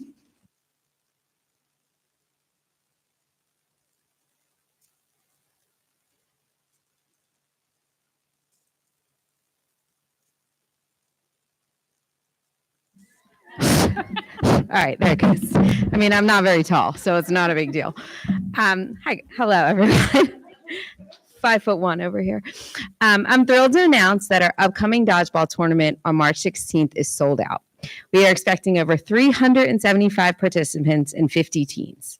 All proceeds from this event help us raise money to support innovative grants. And from events like this, we were able to fund over $150,000 already this school year. These grants support technology and engineering upgrades at the high school. We provided a new planer for our Colas Tech Ed program. We're also investing in Skyview's outdoor ed program, provided 3D printers for elementary makerspaces, robotics kits for the high school, professional development for language teachers, and science fair participation, plus some continued support of other programs. So thank you to all our donors who are making this possible. The spring grant cycle is open for any staff and teachers who would like to apply for a grant. Also, the MEF Board of Directors is pleased to welcome its newest member, Jake Wolfman. A 2013 graduate of Methacton High School, Jake currently works as a wealth advisor for Sensitive Capital. We're really excited to have a young alumni on board. And lastly, we look forward to seeing all of you on March 16th. So if you're not playing, we could definitely use more volunteers. Great, fantastic. Thank you for all that you do with us and partnering with us. We appreciate everything. You guys have a team. We didn't, apparently, we just found out we didn't sign up in time. We I think literally there could be were, exceptions made. A lot of us are volunteering. I'm so without- we will definitely Okay. show up. I am shocked. We were planning a team, so I'm sorry. We'll be there to cheer people on. All right, so then I guess we'll move to communications. Mrs. Throwback. Good evening. The Farina Fireballers will be at the dodgeball tournament. I am the team manager, so just giving them a little shout out. As far as our website redesign goes, I just wanted to give you an update on that. Our team has been working with Final Site to redesign the homepage and the individual pages. As part of this next phase, we're going to be going out to different schools and programs and classes, getting some photos to add to our website to make it more engaging and build those emotional connections.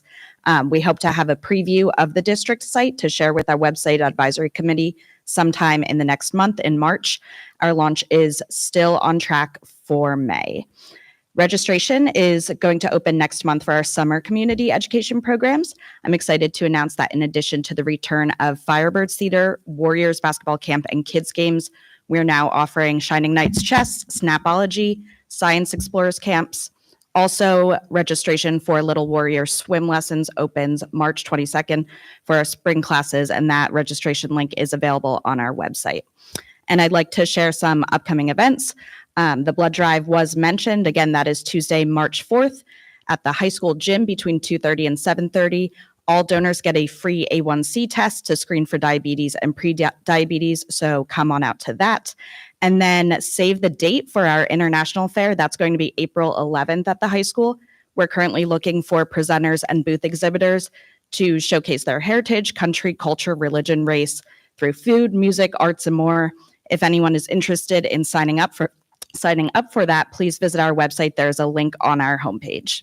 And that concludes my report. Thank you. Great, thank you so much. I'm excited for the website and definitely for bringing back the International Fair. I'm super excited, very popular years ago, so thank you for doing that. All right, and next, the superintendent's report. Dr. Zerbe. Thank you, Madam President. And the right to know report for this month, or for the month of January, you can see that there's 10 new requests for a total of 49 year to date. The expense for January was approximately $18,000, and the total for the year to date is about $171,000. There are a list of advisements, two on the agenda, and based on the conversation that we had last week, we would like Ms. Steffi, our Director of Financial Services, to come forward. There is a handout on a budget update for you. We'll be posting it on the screen and posting it up on the district website. Ms. Steffi?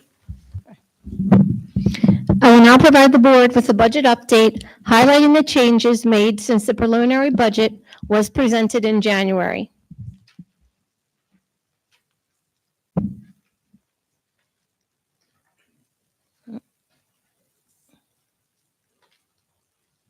Could you advance the slide, James? Thank you.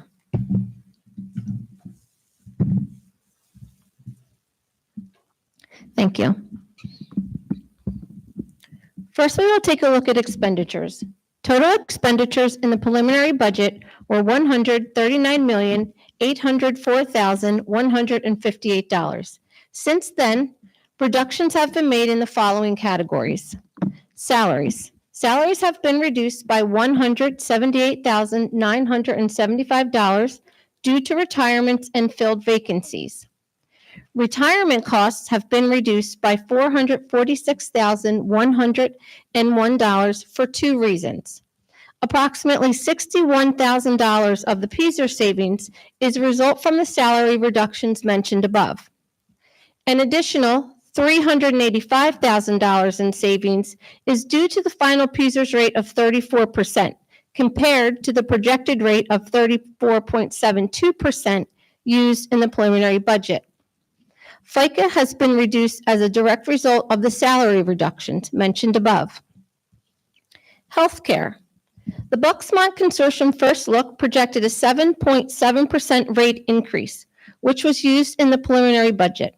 However, the second look came in at 6%, resulting in a reduction of approximately $191,000.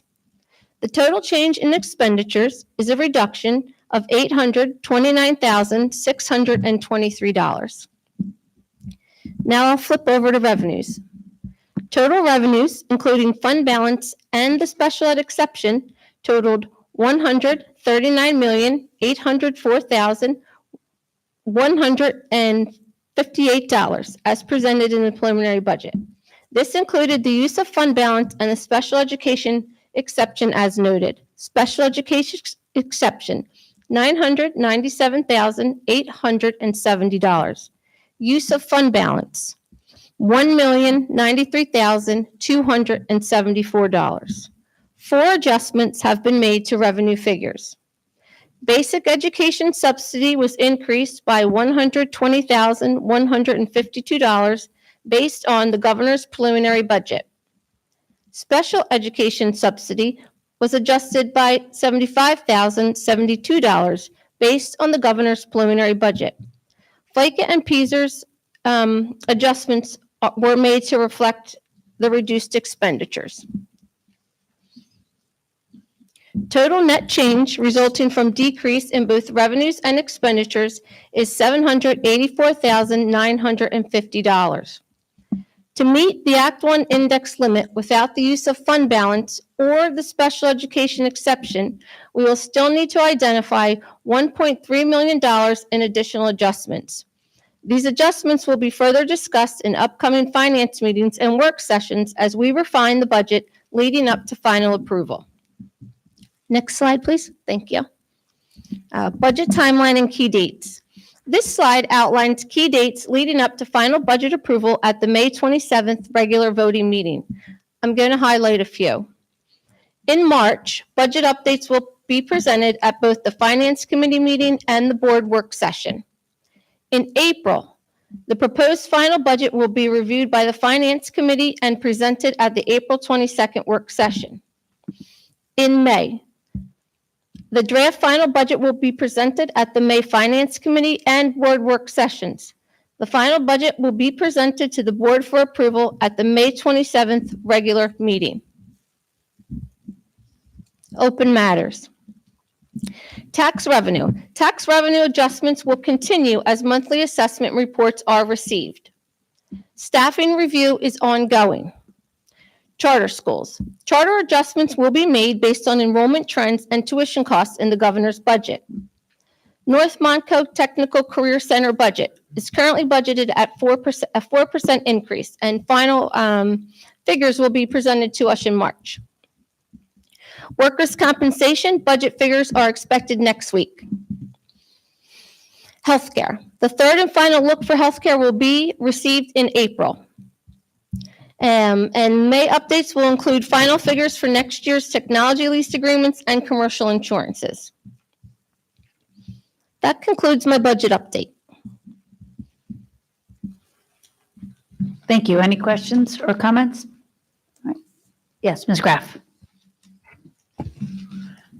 Okay, so I just want to make sure I understand this correctly. On the first slide here, there's a reduction in salary of $178,975. How many positions is that? So that is not, it's not specific to positions. So that is accounting for retirements. And then that's also accounting for filled vacancies. Like when we budget a vacancy for a teacher, we budget it at master's plus 5. And in some instances, the teacher will come in at a rate less than that. So how many positions are included in that calculation? Is it like 5 positions? Is it like 2 positions? Is it like 20 positions? I can get it for you, but it's a bunch, yeah. It is a bunch. Mhm. Okay. And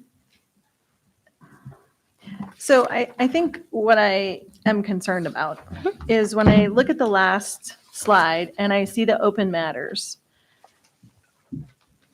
Everything in March are things that are outside the district's control.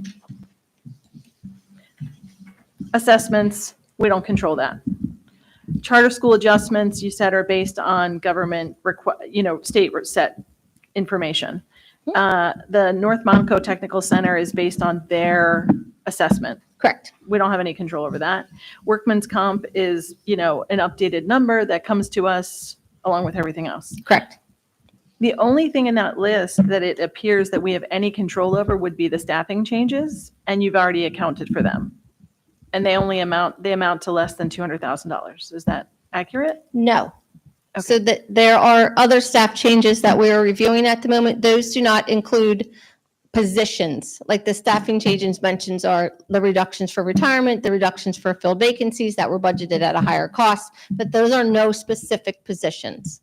So if there's staffing changes in April, are we looking at, is that staffing changes for retirement similar to what we did in March?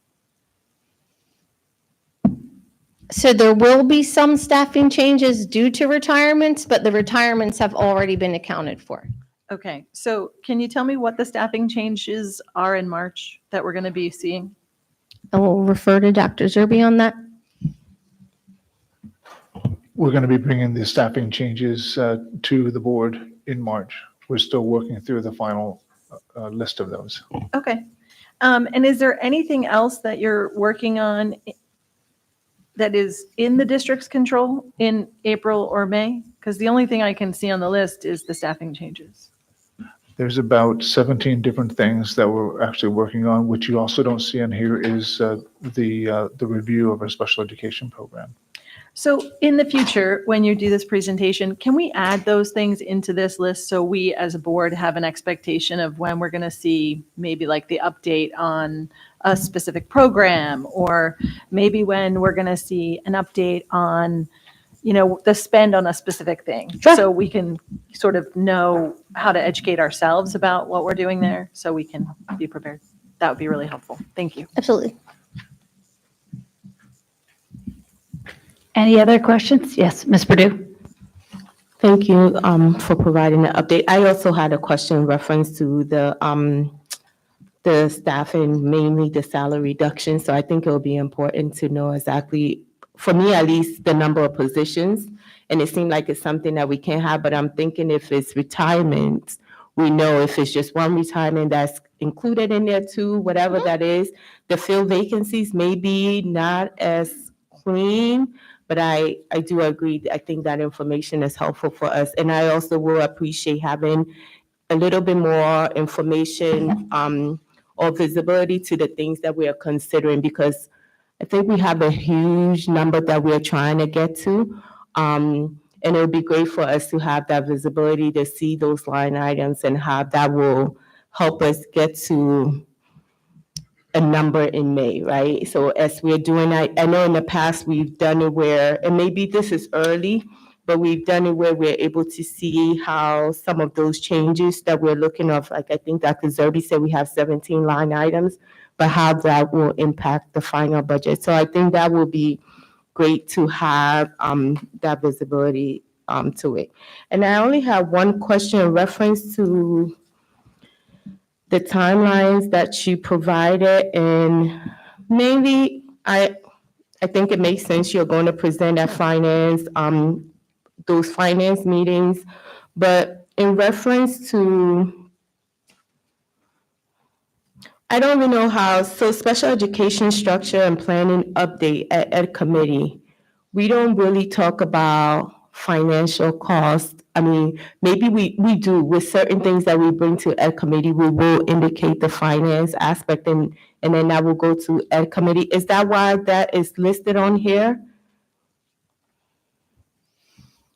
I believe it's listed on there because the education committee would consider the education components of any changes that would be, brought forward. And then once those are okayed, then they would be able to go to finance for, and to the rest of the board for their consideration as part of the budget process. Yeah, so that's, if there's an add or a subtract in terms of the cost. okay, so that's what I'm asking. So I'm thinking based on the fact that Ed Committee is on here, we're expecting to see something at Ed Committee that maybe we will move to finance. That's why I was asking. Maybe it's too early. We'll have the meeting, but I just was trying to gauge for why that's specifically on the Yeah, timeline. And again, some of these things may change based on our ability to be prepared on time for different parts of this timeline, but this is generally the framework for which we want to operate in. Okay, and then in reference to the regular meeting, and then the board work session, are you also providing, what update will you be providing in March to the board that's different from the regular meeting, the voting meeting? I just wasn't sure of what, because there's a decision point. So I'm just trying to figure out exactly, and I maybe I have an understanding of what to expect on the March 18th meeting. I'm not sure of what we will receive at the 25th. So it will probably be the same. So the regular voting meeting, there probably won't be an update from the 18th. At the work session, I'll present an update, a March update. So we'll first be presented at the Finance Committee, and we'll discuss any changes that need to be made, and then it will be presented to the whole board, the entire board on March 18th, not for a vote, just as a budget update. So nothing will happen on March 25th in terms of myself giving you a budget update.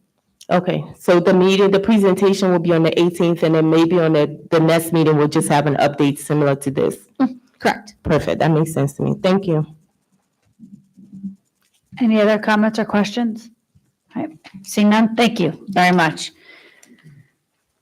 With that, concluding that, we will move to public comment on board action items.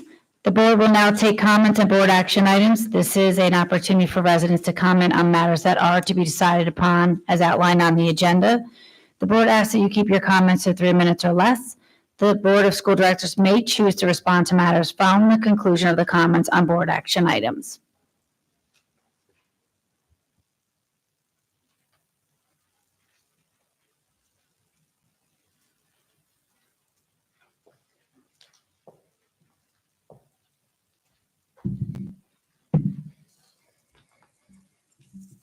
Hi, my name is Susan Fitzpatrick, and I have 2 children at You're Worcester. just going to name also your municipality, so Lower Providence or Worcester. Worcester. Thank you. And I have 2 children at Worcester Elementary.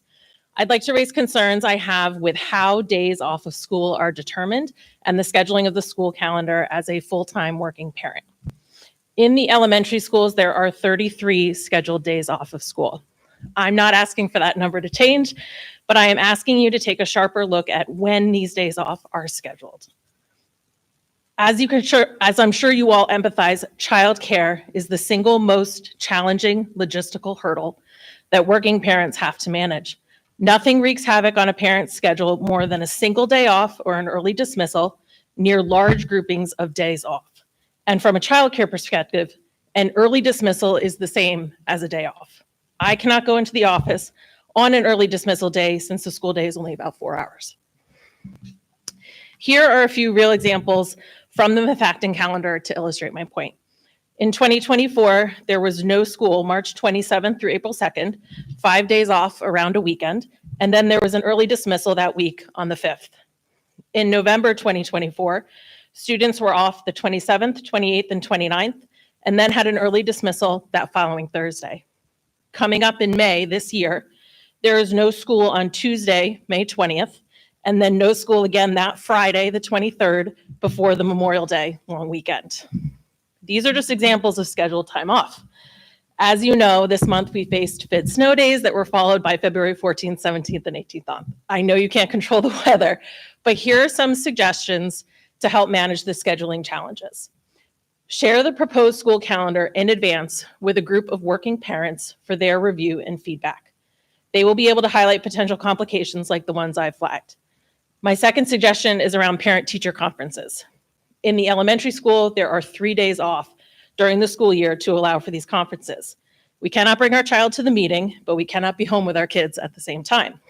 Could there be some arrangement made in the school, like a few high school students in need of community service hours stationed in the gym so we can leave our kids supervised for that 15-minute conference? And my third request is around FID days. Can you please make publicly available the criteria for calling a FID day or a delayed opening? My school principal told me, quote, bus stops being clear and the condition of the parking lot and sidewalks at school buildings were determining factors. These factors are incredibly subjective and hard to plan. If we're able to have a clear understanding of what would determine a FID day, it helps us anticipate in advance. And finally, I ask that the calendar posted as approved includes all the scheduled days off and early dismissals. Last June, there were early dismissals for the elementary schools on June 7th, 10th, and 11th. Those dates were not on the approved calendar. When I inquired with the school principal why those dates were not on the calendar, she responded, quote, Historically, these early dismissals occur each year during the last 4 days of school. I have been in the district for 17 years and it has always been this way. Well, I have not been in the district for 17 years to have that historical context. I, like other families in this district. Sorry, we have 3 minutes. I apologize. I hope you'll consider my suggestions. I submitted a letter to the board earlier today with a lot more detail. All right, thank you very Thank much. you. Anyone else for public comment?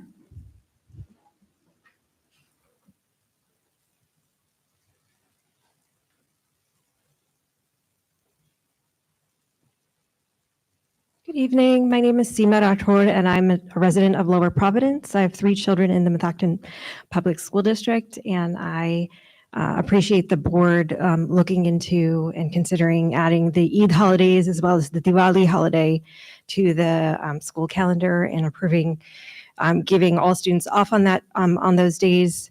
I'm a member of the Muslim community, and I never had a chance to celebrate those publicly with everybody else in school, and always had to, tell the teachers and the principal kind of on the DL that like, hey, I'm going to be taking this time off. Can I make this schoolwork up at a later time?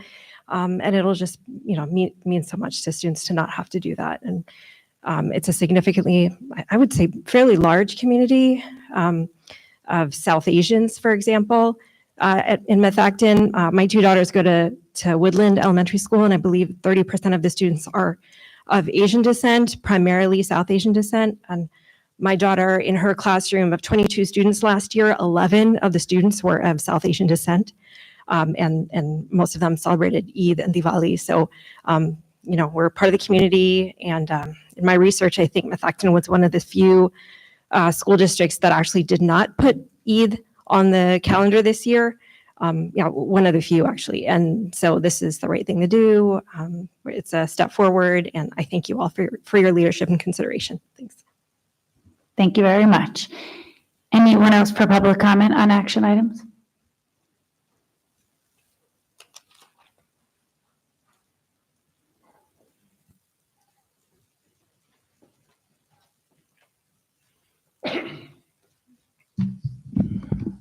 Brian Earnshaw, Lower Providence. The list of bills includes about 94,000 relating to the design of the new high school. I would like to see this project put on hold for at least 2, if not more, reasons. One being the board and the administration needs to give a serious look at renovating the existing building, which on initial estimates with no details behind it would be less than half the cost of building a new high school. Number 2, as I communicated back in October of 2024, the projections used to evaluate whether the district and the taxpayers could afford a new high school were severely flawed. The starting point of those projections was the annual budget, which has historically lacked accuracy. In the last 5 years, revenues and expenses were off $15.5 million. The projections shared with the board and the public lacked details. It was only 1 page in a presentation. No one evaluated the validity of the assumptions used in the projections. No sensitivity analyses were ever completed. What's the plan if the required tax increases exceeded the Act 1 index? And there was no effort to reduce operating costs. The cost of this new high school is proposed to be borne entirely on the taxpayers in the form of higher taxes and adding debt service costs of $420 million. And those projections were completed by someone with no financial background. When you look at those projections, fast forward 3 months, the projections showed that the budget would be balanced with a 4% tax increase for the coming school year. The presentation provided by the administration in January showed that a 6.3% tax increase was needed. It was off by 60%. It's pretty steep. So at a minimum, these projections need to be reworked and looked at in greater detail and evaluated independently before you mortgage the future of this school district and burden the taxpayers with $420 million of debt service requirements. So bottom line, the project needs to be put on hold and it needs to be really looked at in detail, not just 1 page. Also on the list of bills, there are payments to a company called Direct Energy Business. Is this related to an alternative energy supplier? If so, is it for gas or electric? And if so, Have the contracts been reviewed recently to ensure that those rates being paid are less than the rates to compare provided by PICO?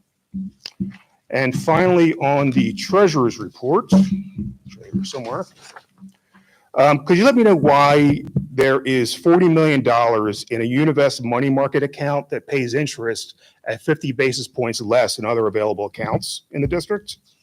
Pretty sizable interest lost if that money could be moved. And two, could you tell me the interest rates on the funds holding the 7.9 million in the capital projects and what the rates and terms are on the CDs, 5.1 million of CDs associated with capital projects? Thank you. Thank you. And anyone else for public comment?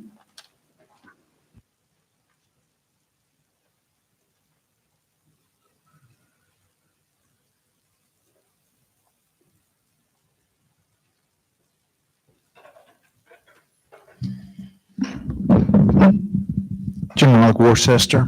I'm going to talk about the same item that Mr. Earnshaw was talking about, the $94,000 for schematic design. Don't pay it. I wouldn't even put this project on hold. I'd scrap it. And here's why. The presentation we saw said that the total cost for construction is $213,385,000. That's not the total cost of this project. The total cost is $450 million. Could be higher with the interest rates. This entire project was based upon the work of Bureau Veritas. That's what your architects are using, right? I explained to this board why you can't rely on Bureau Veritas's reports. The first report they presented to you said everything's fine. Then you had input and got it up to the point where you needed to destroy the school over their objections in an email that I've shown the entire board. And you continue to move forward. $450 million.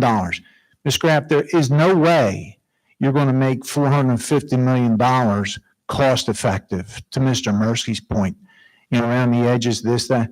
You're never going to make it cost effective. Now, a couple of things in their presentation that are bothering me is that they're having meetings with teachers and with students. What about us? We're paying for it.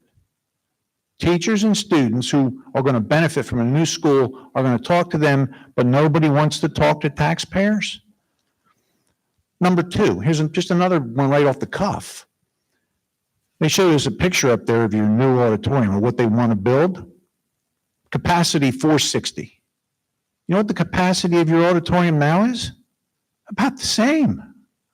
If you remember, moving forward, one of the reasons you wanted to build a new high school is because your auditorium is too small and you can't get all the classes in there at the same time. You're building the same size auditorium.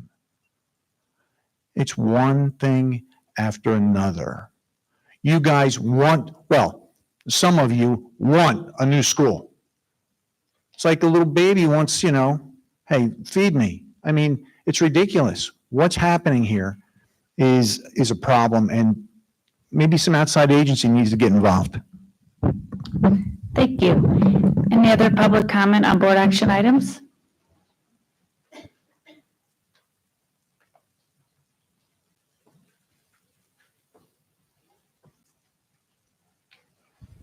Amy Smith, Worcester. I just wanted to say thank you for the consideration of the calendar for next year. I've been at multiple education committee meetings and have listened to the conversation, plus have heard from, talked with multiple board members about what it could look like for next year. And I just really appreciate the diligence in thinking about the community as a whole and talking to the teachers and making sure that it's something that can work for most people. I appreciate too that you're open to feedback about what that could look like and how it impacts families. We've heard from someone tonight that talks about that. So I appreciate the board's willingness to look at that and the challenges that come from all of the different religions and cultures that are represented in our district, as well as people's work schedules. So I wanted to take a minute to thank you for that. And I also wanted to say, it's been a while since I heard anything, got to see a presentation on the high school. I did participate in some of the community forums that you held over and over again, so taxpayers could share their opinions on what it could be or what might be.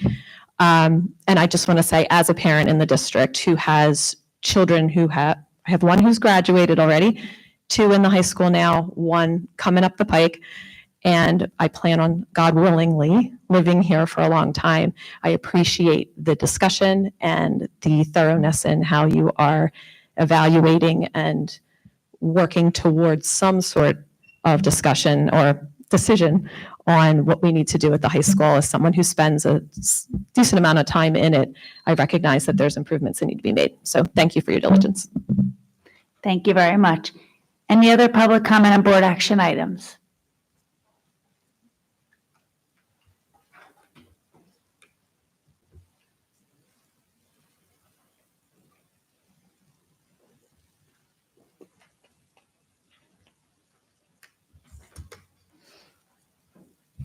Hi, my name's Albert Vogt from Worcester Township. I have 2 children in the school district. And I just want to say that I'm very concerned to see that the board is voting on a policy to endorse discrimination tonight.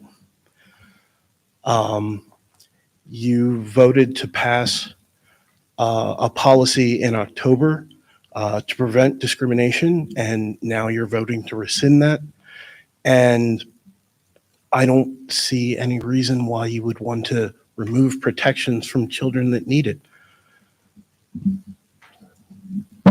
So. Thank you. Any other public comment on board action items? All right. Seeing none, all right, we will now move to board minute meetings. May I have a motion to approve the January 21st, 2025 work session and January 28, 2025 regular board meeting minutes as attached? Ms. Purdue, may I have a second? Ms. Alston?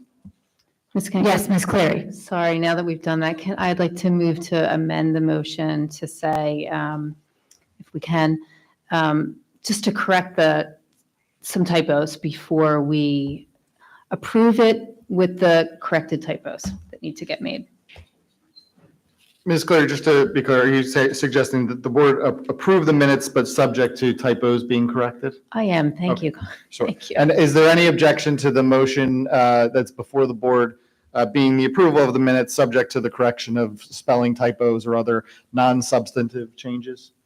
Hearing none, you can certainly have that be the motion that is voted on. Thank you very much. With that being said, all those in favor? All those opposed? Motion carries 9-0. Right, we will now move to fiscal items. There are 5 fiscal items on the agenda tonight for approval.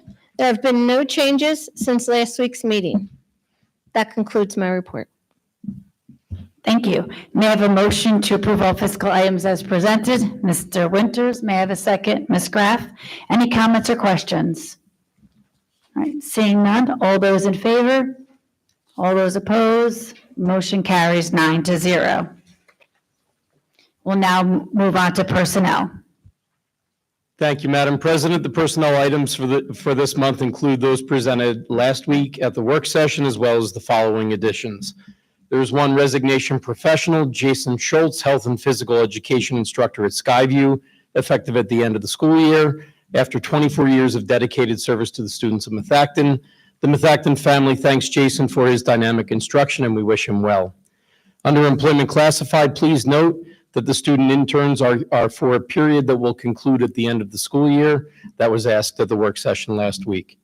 And there was one addition, Betty Nascimento, part-time office assistant at Eagleville. We welcome Betty to the Methacton family. There's one intermittent uncompensated leave classified, Kevin Pruskowski, information technology specialist at Farina, for the dates listed. One uncompensated leave professional, Stacy McGowan, special education instructor at Skyview Elementary, for the dates listed. Supplemental contracts for spring coaches, And one addition to the classified substitute list, Mary Jo Golden, casual on-call custodian. We welcome back JoJo. Thank you. Great. Thank you very much. May I have a motion to approve all personnel items as presented? Ms. Steele, may I have a second? Ms. Alston, any comments or questions? All right. Seeing none, all those in favor? All those opposed? Motion carries 9-0. Thank you. Next, we'll move to curriculum and programs. Thank you, Ms. Cancro. We have two items on curriculum and programs. The first item is the approval for the 25-28 Methacton Comprehensive Plan document that needs to be on for 28 public review. We will be voting on that in March, but it is the announcement that that is going to be on 28 public review. The second one are two educational agreements that exist that read as follows. Approve the educational service agreement and release for student 341307 with special language and terms of the agreement drafted by the district solicitor.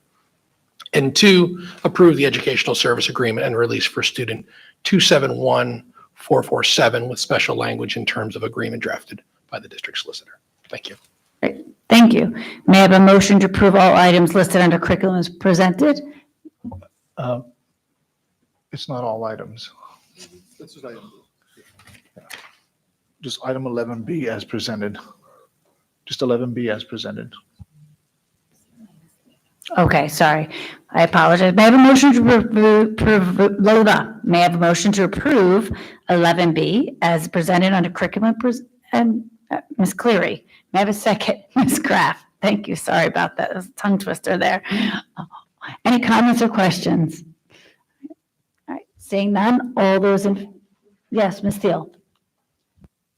Yep, I just want to make one quick comment, and I know that it's going to be for approval in March, but I did just want to say I'm very excited about the goal in the Methacton Comprehensive Plan that has 95% proficiency by for the measurable goal for grades 3 to 8 and 11 on state literacy assessments. And I just want to sing that goal because I think it's a brave goal and one that we can do. And I just will say it over and over again, shout from the rooftops.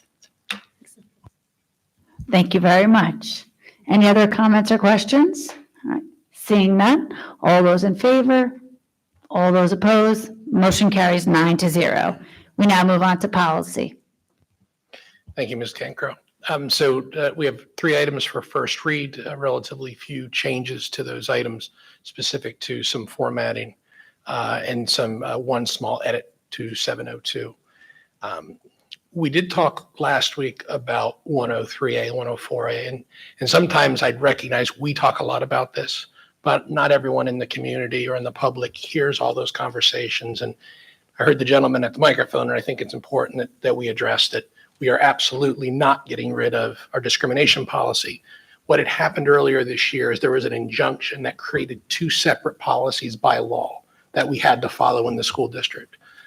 With a new court ruling, we have to eliminate one of those, but it doesn't eliminate the protections for students at all. The process for which we follow will be a little different, which is what the policy change is. But the definition of who is protected does not change. In the policy, it claims on the basis of sex as the protection, and that is defined by sex assigned at birth, sexual orientation, transgender identity, gender transition, gender identity, and/or gender expression in the enforcement of Title IX cases. And the Pennsylvania Human Relations Commission defines that, and that has not changed. As a furthermore, I said last week, we've actually never processed a 2024 case in the district. I have only processed 2020 cases because of the injunction. So we won't notice a change at all.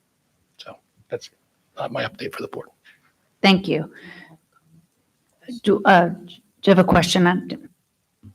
And can I just ask, just for clarification, what the current policy number is, just in case someone wants to reference it to make sure the one we're rescinding, this one covers everything? Great question. Policy 103 is the Title IX discrimination, harassment protection policy that protects students. Policy 104 is the policy that protects staff. We had created a 103A and 104A because of the injunction that only was applicable at Arrowhead and Arcola because the injunction in the court case early on, I believe, was in Kentucky. And I was on policy when we had to make those changes, and I know I said it was gonna be a nightmare to have to like figure out which one to reference, because you had a policy and then you had a subset of, I don't know if you wanna call it a subset, but follow-up policy, so I did wanna make it clear, but we still do have 103 and 104 still available to support staff and students in the district. That is correct. And title is a federal law. Not all the states have the same level of definition that Pennsylvania does. Their protections may change, but ours do not in Pennsylvania. Thank you. With that, may I have a motion to approve 12C as listed under policy? Ms. Cleary, may I have a second? Ms. Graff, any comments or questions? Seeing none, all those in favor? All those opposed? Motion carries 9-0. Now, under other, Based on the items presented at the work session last week, there are no changes to items listed under other. okay. May I have a motion to approve all items listed under other as presented? Ms. Alston, may I have a second? Ms. Purdue, any comments or questions? Yes, Ms. Grapp? Yeah, I have a question. We have this generous gift from the Van Nuys Foundation for the girls' winter track team. I'm just curious as to how that funding is allocated to the track team and how the track team can use the funds. Because I know there were a couple of other teams that have also been given a gift from the same foundation. And I just want to make sure there's an understanding on how that process works. Yeah, it's a great question. I spoke with a representative from the Van Nuys Foundation just this week to reiterate that the funds will be added to the activity account for those. I think there were 3 about 2 months ago, and then this one to the activity accounts of those sports. And then the coach and players, typically the captains of the teams typically would sign off on how they would spend the money. So just to be clear, the money can be used for anything that the coach and the captains deem worthy? Is that? Yeah, they make the decision. All activity funds are managed that way. And do the funds have to be used in this fiscal year? They do not. So they would carry over for that particular team year after year if they're not used? That's correct.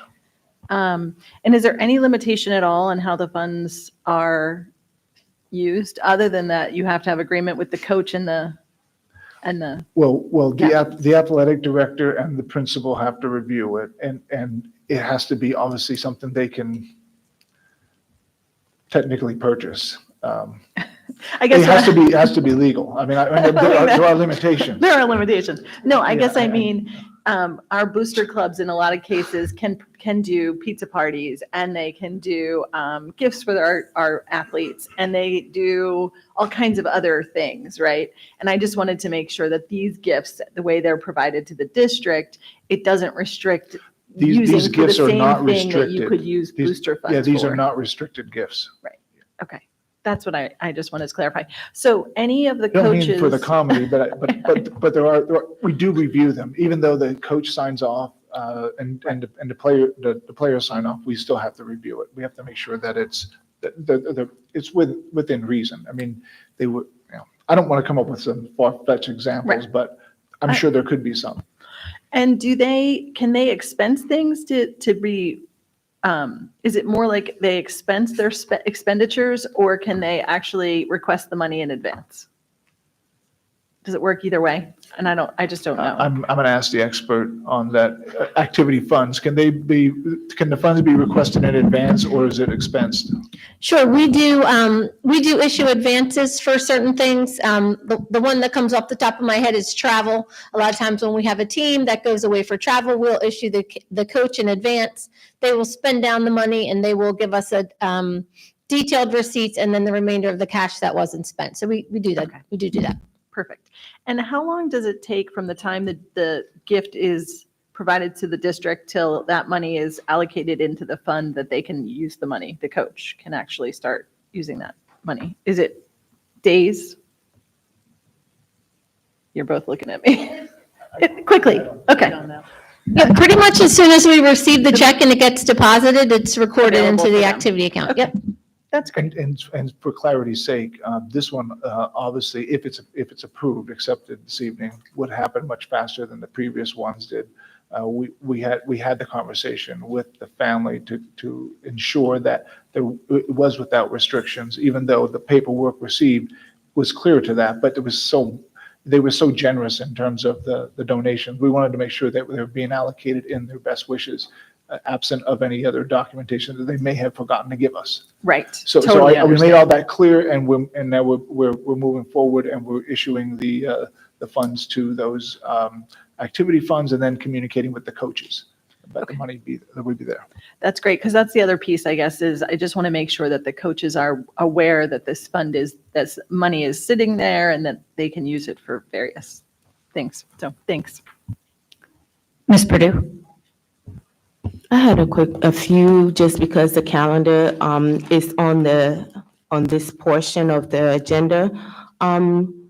And we've talked about this a little bit. Can I get Dr. Regina, if you can, provide us just a little brief overview of the process for the calendar and how we set the days, and then what the opportunities are for input?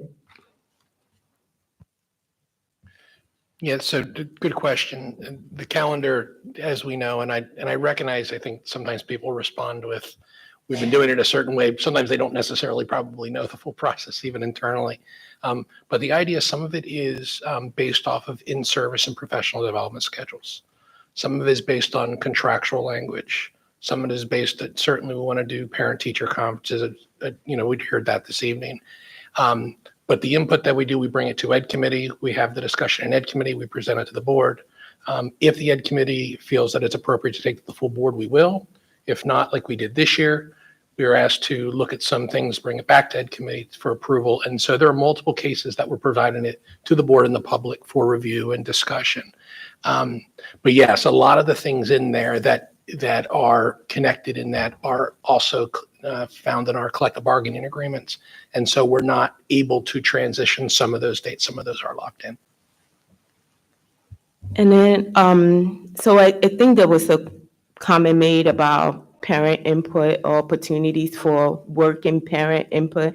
I think at Ed Committee, especially because we get the calendar, then we make a decision if it's coming to the board. Usually at Ed Committee, we have parents that attend those meetings and provide input. But then the calendar, correct me if I'm wrong, based on the agenda, is also available for the proposed. Is the proposed available in our meeting minutes or in the links for parents to review also and provide additional feedback if needed? I know the draft is weird. Yeah, I'm not sure. So I don't know that we put it where the presentations are, if that's the question. It is attachment that we have to the agenda, but it may not be in that section. There is something that we then put out there of the proposed calendar once it moves past this phase of the process. Okay. But yeah, while we're doing that, we certainly will take input from anybody at that point. And we typically do it in January to start. That's when we usually start having the discussions in hopes to have it within the next 2 months for the approval. Okay, so maybe we can take a look at that or maybe discuss that a little bit at committee if there's something that we want to consider just to make sure we have. But I know there's certain things that I think, like you said, we may not have so much control over it because there's multiple things that I know when we asked to look at one of the dates, it was like dominoes, right? Moving one thing, something falls off, and it's set up to strategically support our students and our teachers also because we all understand professional development is important. Every time we bring a new program or initiative to the district, it's important to provide the resources. Parent-teacher conferences, I know I actually make it a point to take my kid if I can, but of course, if I have multiples, I can take them if it's not for them, just because it's a distraction. I don't know how we get by with that, but I know with COVID, some of the opportunities have also been to have a Zoom meeting for parent-teacher conferences. I know face-to-face is helpful, but I've taken advantage of those just because it's a little bit easier for me, and I can also get my husband on the call and my kid on the call at the same time if they're in different places.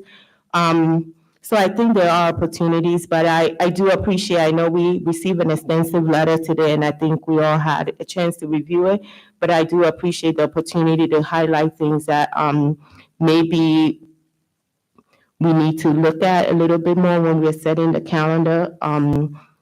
But I just wanted to bring that up, just because that's coming up on this part, and I specifically sit on Ed Committee. Any other comments? Yes, Ms. Thiel. Yeah, I just want to piggyback off of what Ms. Purdue shared, and just because, it was the comments about some of the days off and the hardship on when you have a working parents to coordinate for the half days and the days off and the parent-teacher conferences. I think it could be really great conversations to have at Ed Committee to discuss, just maybe to discuss how to support, like what is available to support those working parents during those days. Some of the, there were some ideas that she brought up, and just maybe discussing some of that, some of the framework that is available to support it. I don't know if that makes sense. I'm not wording myself correctly right now, so I apologize. But it would be a good conversation to have at Ed Committee. I think would be appropriate for that going forward, if that makes any sense. Yep. Thanks. Thank you. Any other comments or questions? Yes, Ms. Alston. Yes, I just want to thank the Acme Markets Foundation's Nourishing Neighbors Program and Gen Youth with their Acme gift card donation of $3,000 to support the Methacton backpack program. Great. Thank you. Any other comments or questions? All right, seeing none, may I have a motion to approve all items as listed under other as presented? Mr. Winters, may I have a second? Ms. Alston? All right. Any other comments or questions? Seeing none, all those in favor? All those opposed? Motion carries 9-0. Thank you. We'll now move to the dates for the upcoming board meeting are listed on the agenda and also on the Methacton website. Does anyone have any old or new business tonight? Yes, Mr. Purdue. I just wanted to say thank you to the high school staff and Dr. Euchre for doing a great job with the 8th grade scheduling. They held a meeting actually here, and it was a full house, but it provided a lot of information for many of us going through the transition from 8th grade to the high school, something that I didn't have an opportunity to do last time just because I think we were in the middle of COVID. So it's nice to see the process for that, and then just have the counseling team available to help with some questions that parents have. So I did want to say thank you to them for that. Great, thank you. Any other, Ms. Alston? I would be remiss if I did not echo the student representatives' shout out to the Methacton Theater Company for their production of Guys and Dolls, which is this week on Thursday, Friday, and Saturday at 7 p.m. here at the high school. Great, thank you. Any other new or old business? All right, seeing none, the courtesy of the floor, the Board of School Directors will now provide an opportunity for residents to make comment on matters that are or may be before the board. The board asks that you keep your comments to 3 minutes or less. The Board of School Directors may choose to respond to matters following the conclusion of the comments.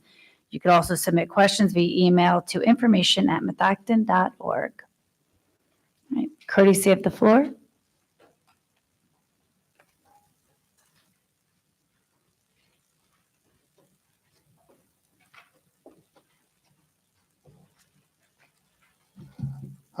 Brian Earnshaw, Lower Providence. I believe the board members that are designated as liaisons to the townships of Lower Providence and Worcester need to take a more active role. I attended the Lower Providence supervisor meetings this week, and one of the things I learned was that the township is buying a building for their use. And as a result of the township owning that building, the school district will not collect tax revenue on that property anymore, which means the district is going to lose about $100,000 in revenue. Although I communicated that to the administration, I did not see it in tonight's budget update. So you've got another $100,000 to find somewhere to get down to the Act 1 index. Also, it's a great opportunity to provide information on what's going on with the new high school, how much it's going to cost taxpayers, how much tax is going to go up. They both, I know Lower Providence published a newsletter. You could write something in there about that, and just another opportunity to get your message out. Regarding next year's budget, tonight's presentation was a decent update, but it was way too brief. The board spent more time talking about the other section of the agenda than you did the budget. So another lost opportunity to dig into the budget details, learn about the assumptions, and challenge the assumptions being made to see if there's any opportunity to reduce costs or enhance revenues for that matter. One assumption I heard tonight is the assumption that they hire replacement teachers at Masters +5. That's got to carry a price tag of $70,000 to $80,000 on salary alone, and then add 25% for PSERS and FICA. So can you hire teachers out of college? They're probably, more ready to get in there and really learn and teach kids. So that's probably a cost-saving opportunity. Does that make any sense? Those are the types of questions that the board needs to be asking and challenging the administration, not just taking a one-page update. This upcoming meetings, they're all the ones that are already scheduled. There's no additional meetings on that calendar to review the budget and get into details. You look around other districts, they hold budget workshops. So given all that, I'm renewing my offer to provide help in this budget process. I'm willing to take on a role as a board consultant. My pay will be $0. Give me 30 days, tell the administration to give me access to all the budget assumptions and records, and I'll report back to you with all the findings I have. I may find nothing, but then you have an independent set of eyes looking at the budget. And that should make the public more comfortable if you have to pass along a 5.1 tax increase. Another thing is we've not heard anything about special ed costs. That chart that was showed in January was alarming. Now, it might be real, but it'd be a good idea to understand why. Why are costs going up so much? Is it effective? Can it be reduced? You got a lot of work to do to get down to Mr. Winter's magical 5.1% increase. But I'm still shocked at how you came up with that number just to get a vote. It's crazy. Thank you very much.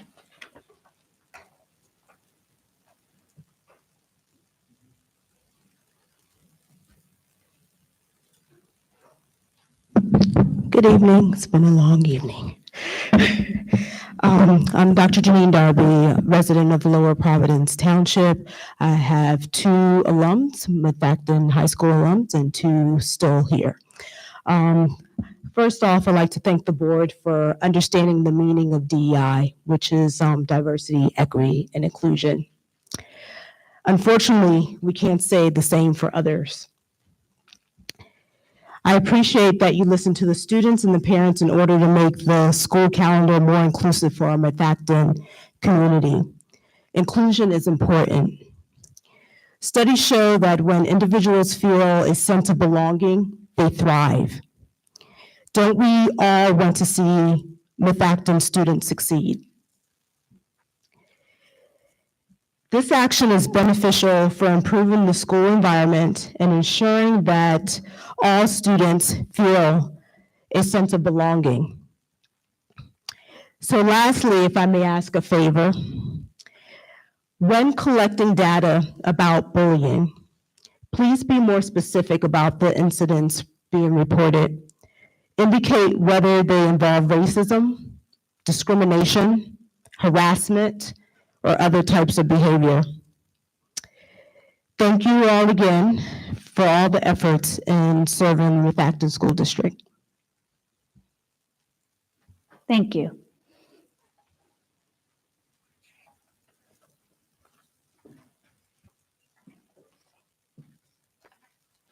Julia Nuckley, Lower Providence. I was happy to hear the international affairs back. That's great. And that, what Dr. Darby said, that's exactly the kind of things we should be doing. And the calendar being, more inclusive of more holidays, that's great. I applaud that.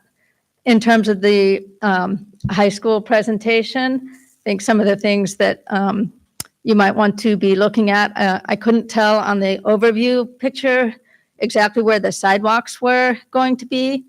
It would be good to make sure that for the students that are parking, as well as students who are walking to the high school, have a safe access and cross the least amount of traffic as possible, so they're not like playing Frogger with the buses to try to get into the school. So I think that would be important to look at. I believe that it looked like the art rooms will have natural light, but I want to make sure that that is in fact the case, because that's a big problem right now. The current art rooms, there's no natural light. So it's something to just make sure that gets taken care of.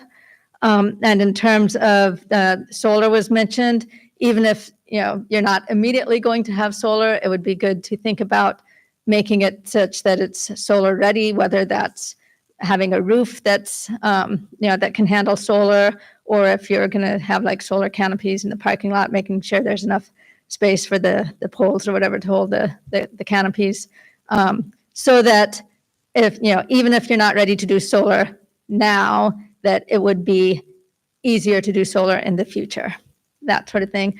And the same thing for looking at for EV chargers for the school buses. If when you're doing construction, it's a lot easier to lay things down while the construction is happening than having to dig up a parking lot or a field or something after the fact. So even if it just means laying conduit or something like that, so that to make it that an easier process in the future, because electric school buses are so much better for the health of our students, so that they're not breathing the terrible fumes that come from the diesel buses that accumulate inside the school bus that the kids are riding in. So I think that covers all of my topics. So thank you. Thank you.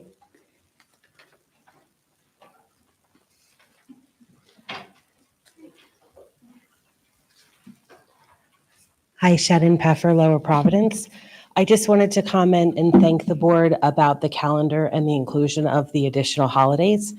I was thinking as I was listening to everybody speak about it, there was a presentation last year and a bunch of students that celebrated Eid came up and asked for this. And they were talking about not being able to spend the holiday with their family. And it got me thinking about Christmas and Easter in my house and how we see family a couple times a year. I can't imagine my kids sitting Christmas Day in their math class and having to focus on math instead of being with the family on the special holidays in our life. So just being inclusive of that, really, it just makes an impact, as so many people have said before, and I just appreciate that. Thank you. Thank you. Good evening. Hanifa Muhammad, Worcester Township. I want to thank the board for adding both Eids to the calendar, Eid al-Adha, Eid al-Fitr. This calendar is proof that inclusion is possible, proof that DEI is not a zero-sum game. When everyone is taking a step back from DEI, I think it is commendable that you guys are planting your feet and standing in it instead of following others, like Disney, who will realize too late that they are on the wrong side of history. So again, thank you for being leaders and not followers in our community, and being the first district to have both Eids on the calendar. Thank you. Thank you very much.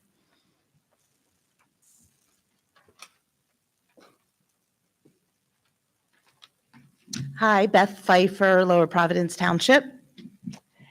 I wanted to applaud the board on the inclusive calendaring initiatives. I stand before you today to emphasize the critical importance of diversity, equity, and inclusion in our schools.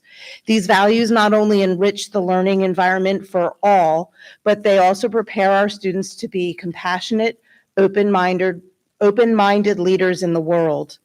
We are incredibly grateful for the hard work the board has put into initiatives that elevate the experiences of all students, including both students with special learning needs as well as gifted students with specialized courses and classrooms.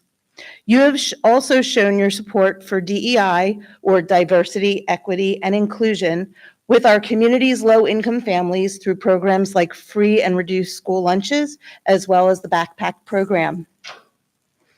Both ensure that every child has the tools they need to succeed at school, at home, and in life.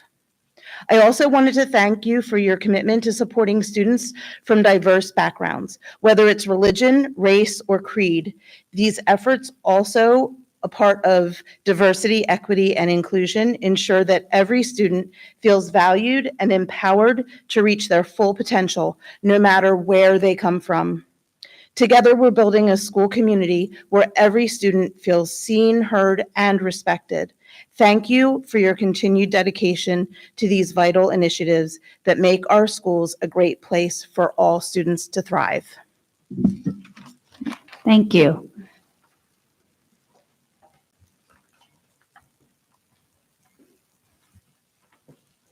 Hi, Terry Newfoglace, Lower Providence.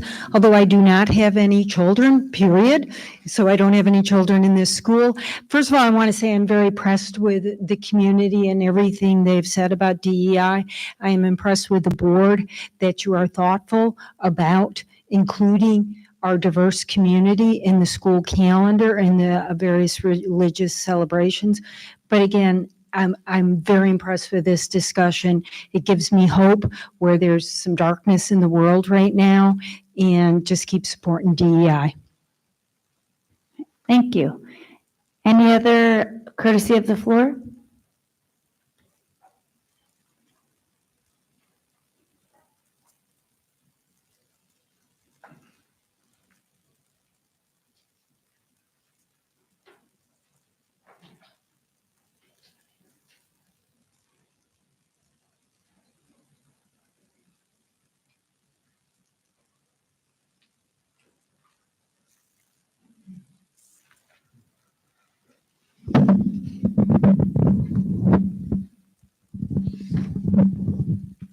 I'm glad I could make Dave laugh. It's good. Jim Mollick, Worcester. I'll say it again, scrap DEI. Okay, you don't need DEI for a calendar. You need common sense, right? Save yourself a couple $100,000. The federal government's doing it. The military's doing it. Disney's doing it. And if you don't agree, fine. But, I wouldn't take it personal. I had to review the video of the last meeting after the comments I heard by Mr. Winters. So here's some of the comments that were made about the budget.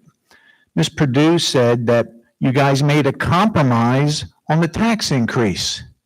Where did that happen? Executive session? Did the compromise occur in executive session? Mr. Winters said the reason we came up with 5.1% is because I pulled it out of my tuchus.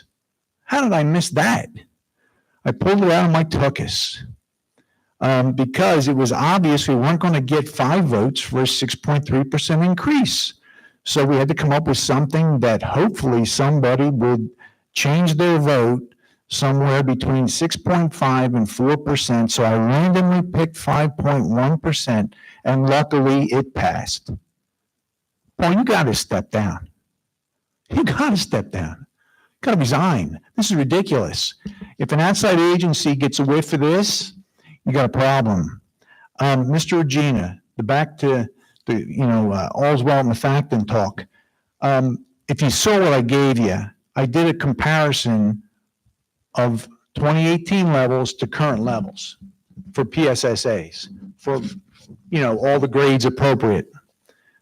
Not one score in 2024 is higher than 2018. Everything's below 2018 significantly. That's a problem. That's the problem I was talking about. But I don't blame you for it. I blame these people for it. The way they manage COVID, mass social distancing, virtual learning, did everything wrong, and those are the results. The question is, when are they going to come up with a plan on how to get the kids back to 2018 levels, right? Guys spend more time on esports than you did come up with a plan. I don't get it. Dave, you had a private meeting with a bunch of residents who lived around the high school to go over a sketch plan. How come we didn't see the sketch plan first? The first people who saw that sketch plan were your selected group in a private meeting because they live 500 feet from the school. And I heard that one of the criteria for the meeting was nobody was to talk about cost. Now, doesn't that sum it up? A private group, and you tell them we can't talk about cost. And that's the problem, Dave. You got a problem. Thank you. Any other comments from courtesy of the floor? Okay. Seeing none, any other comments or questions from the board? Yes, Ms. Purdue. I do want to say a few things just because a few topics keep coming up. First of all, I think I commend the public for their comments on diversity, equity, and inclusion just because at the last meeting it was brought up, and probably this meeting, and maybe over several meetings, it will be brought up how DEI is that important. As I sit here as an African-American woman, the only one on this board, I think it is important to have the perspective. It is important to hear from different voices at all times because that's how we improve. So I do want to say that DEI is important. It's especially important for all our students. When they walk in to feel a sense of belonging in our schools each day, I would love for every student to go home feeling they belong. We're very far away from reaching that. There's many students in our building that don't believe they feel that sense when they leave here or when they get on the bus. But that's what we're striving towards. We're striving towards making sure that each and every single Methacton student, even staff, teachers in our buildings feel the sense of belonging. The same way when we have these meetings, it's the same aspect of it. I work in a company that we also strive to ensure that everyone feels a sense of belonging. So I don't see why that's something that we don't need to have for our students and our teachers and our staff in our schools. So I think Methacton is going in the right direction. There's always room for improvement, but I do want to say we are going in the right direction. And then with that, I will also say in reference to the high school planning, I've sat through several meetings, and I think we heard from today, input still continues. We will still require input from the community that include all taxpayers, teachers, students, everyone that is part of our community is welcome to the meetings that are held. We've held several meetings already, and you saw from the outline today, there will be several meetings to ensure that everyone is part of the process. This process started a while ago and will continue to be part of the process. And then lastly, I will touch on the budget. And Mr. Enshaw, thank you for reaching out and saying that we can reach out to you. I actually sent you an email, and I think many of the board members will be interested if you sat on this board, the same seat as us.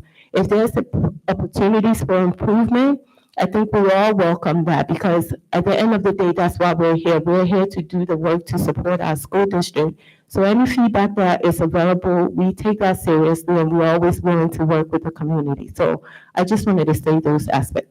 And as far as these scores that were provided, if you look at these scores, you can see where when we look at it, and I think this data was presented also, when you compare Methacton from 2018 to now to the state, Methacton is going in the right direction. But I think I also called out last week, there's a report that was just provided by the Ed Committee or the education report that indicates that school districts are still working on making progress from COVID. And it's not whether school districts stay hybrid, stay remote, whichever plan they put in place, there's tremendous amount of work that's needed to get school districts, to get our test scores back. One of the things we said is looking at the procedures and processes we've put in and looking to see how those work, how those are working and what is really working that we can continue to do to support our students. Because we do care, we do want to make sure that our students are excelling and they're getting the best education when they leave our district. So it's something that we keep working on at committee, we'll keep working on. We don't do that work here at the board, but we spend hours. Our committee meetings are actually going past the regular work session and regular meetings because we spend a significant amount talking about education and how we improve our test scores. And so I think we are putting in a lot of those practices that it's been researched and saying that they're working, and we will continue to keep doing that work to see improvement in our test scores. Thank you, Ms. Purdue. Yes, Ms. Steele. I just want to build off of what Ms. Purdue was sharing, and in particular, we are here to do hard work to support the school district. When it comes to these scores, and it comes to discussion to the scores that were shared here, their PSSA scores, and the discussion about diversity, equity, and inclusion and belonging.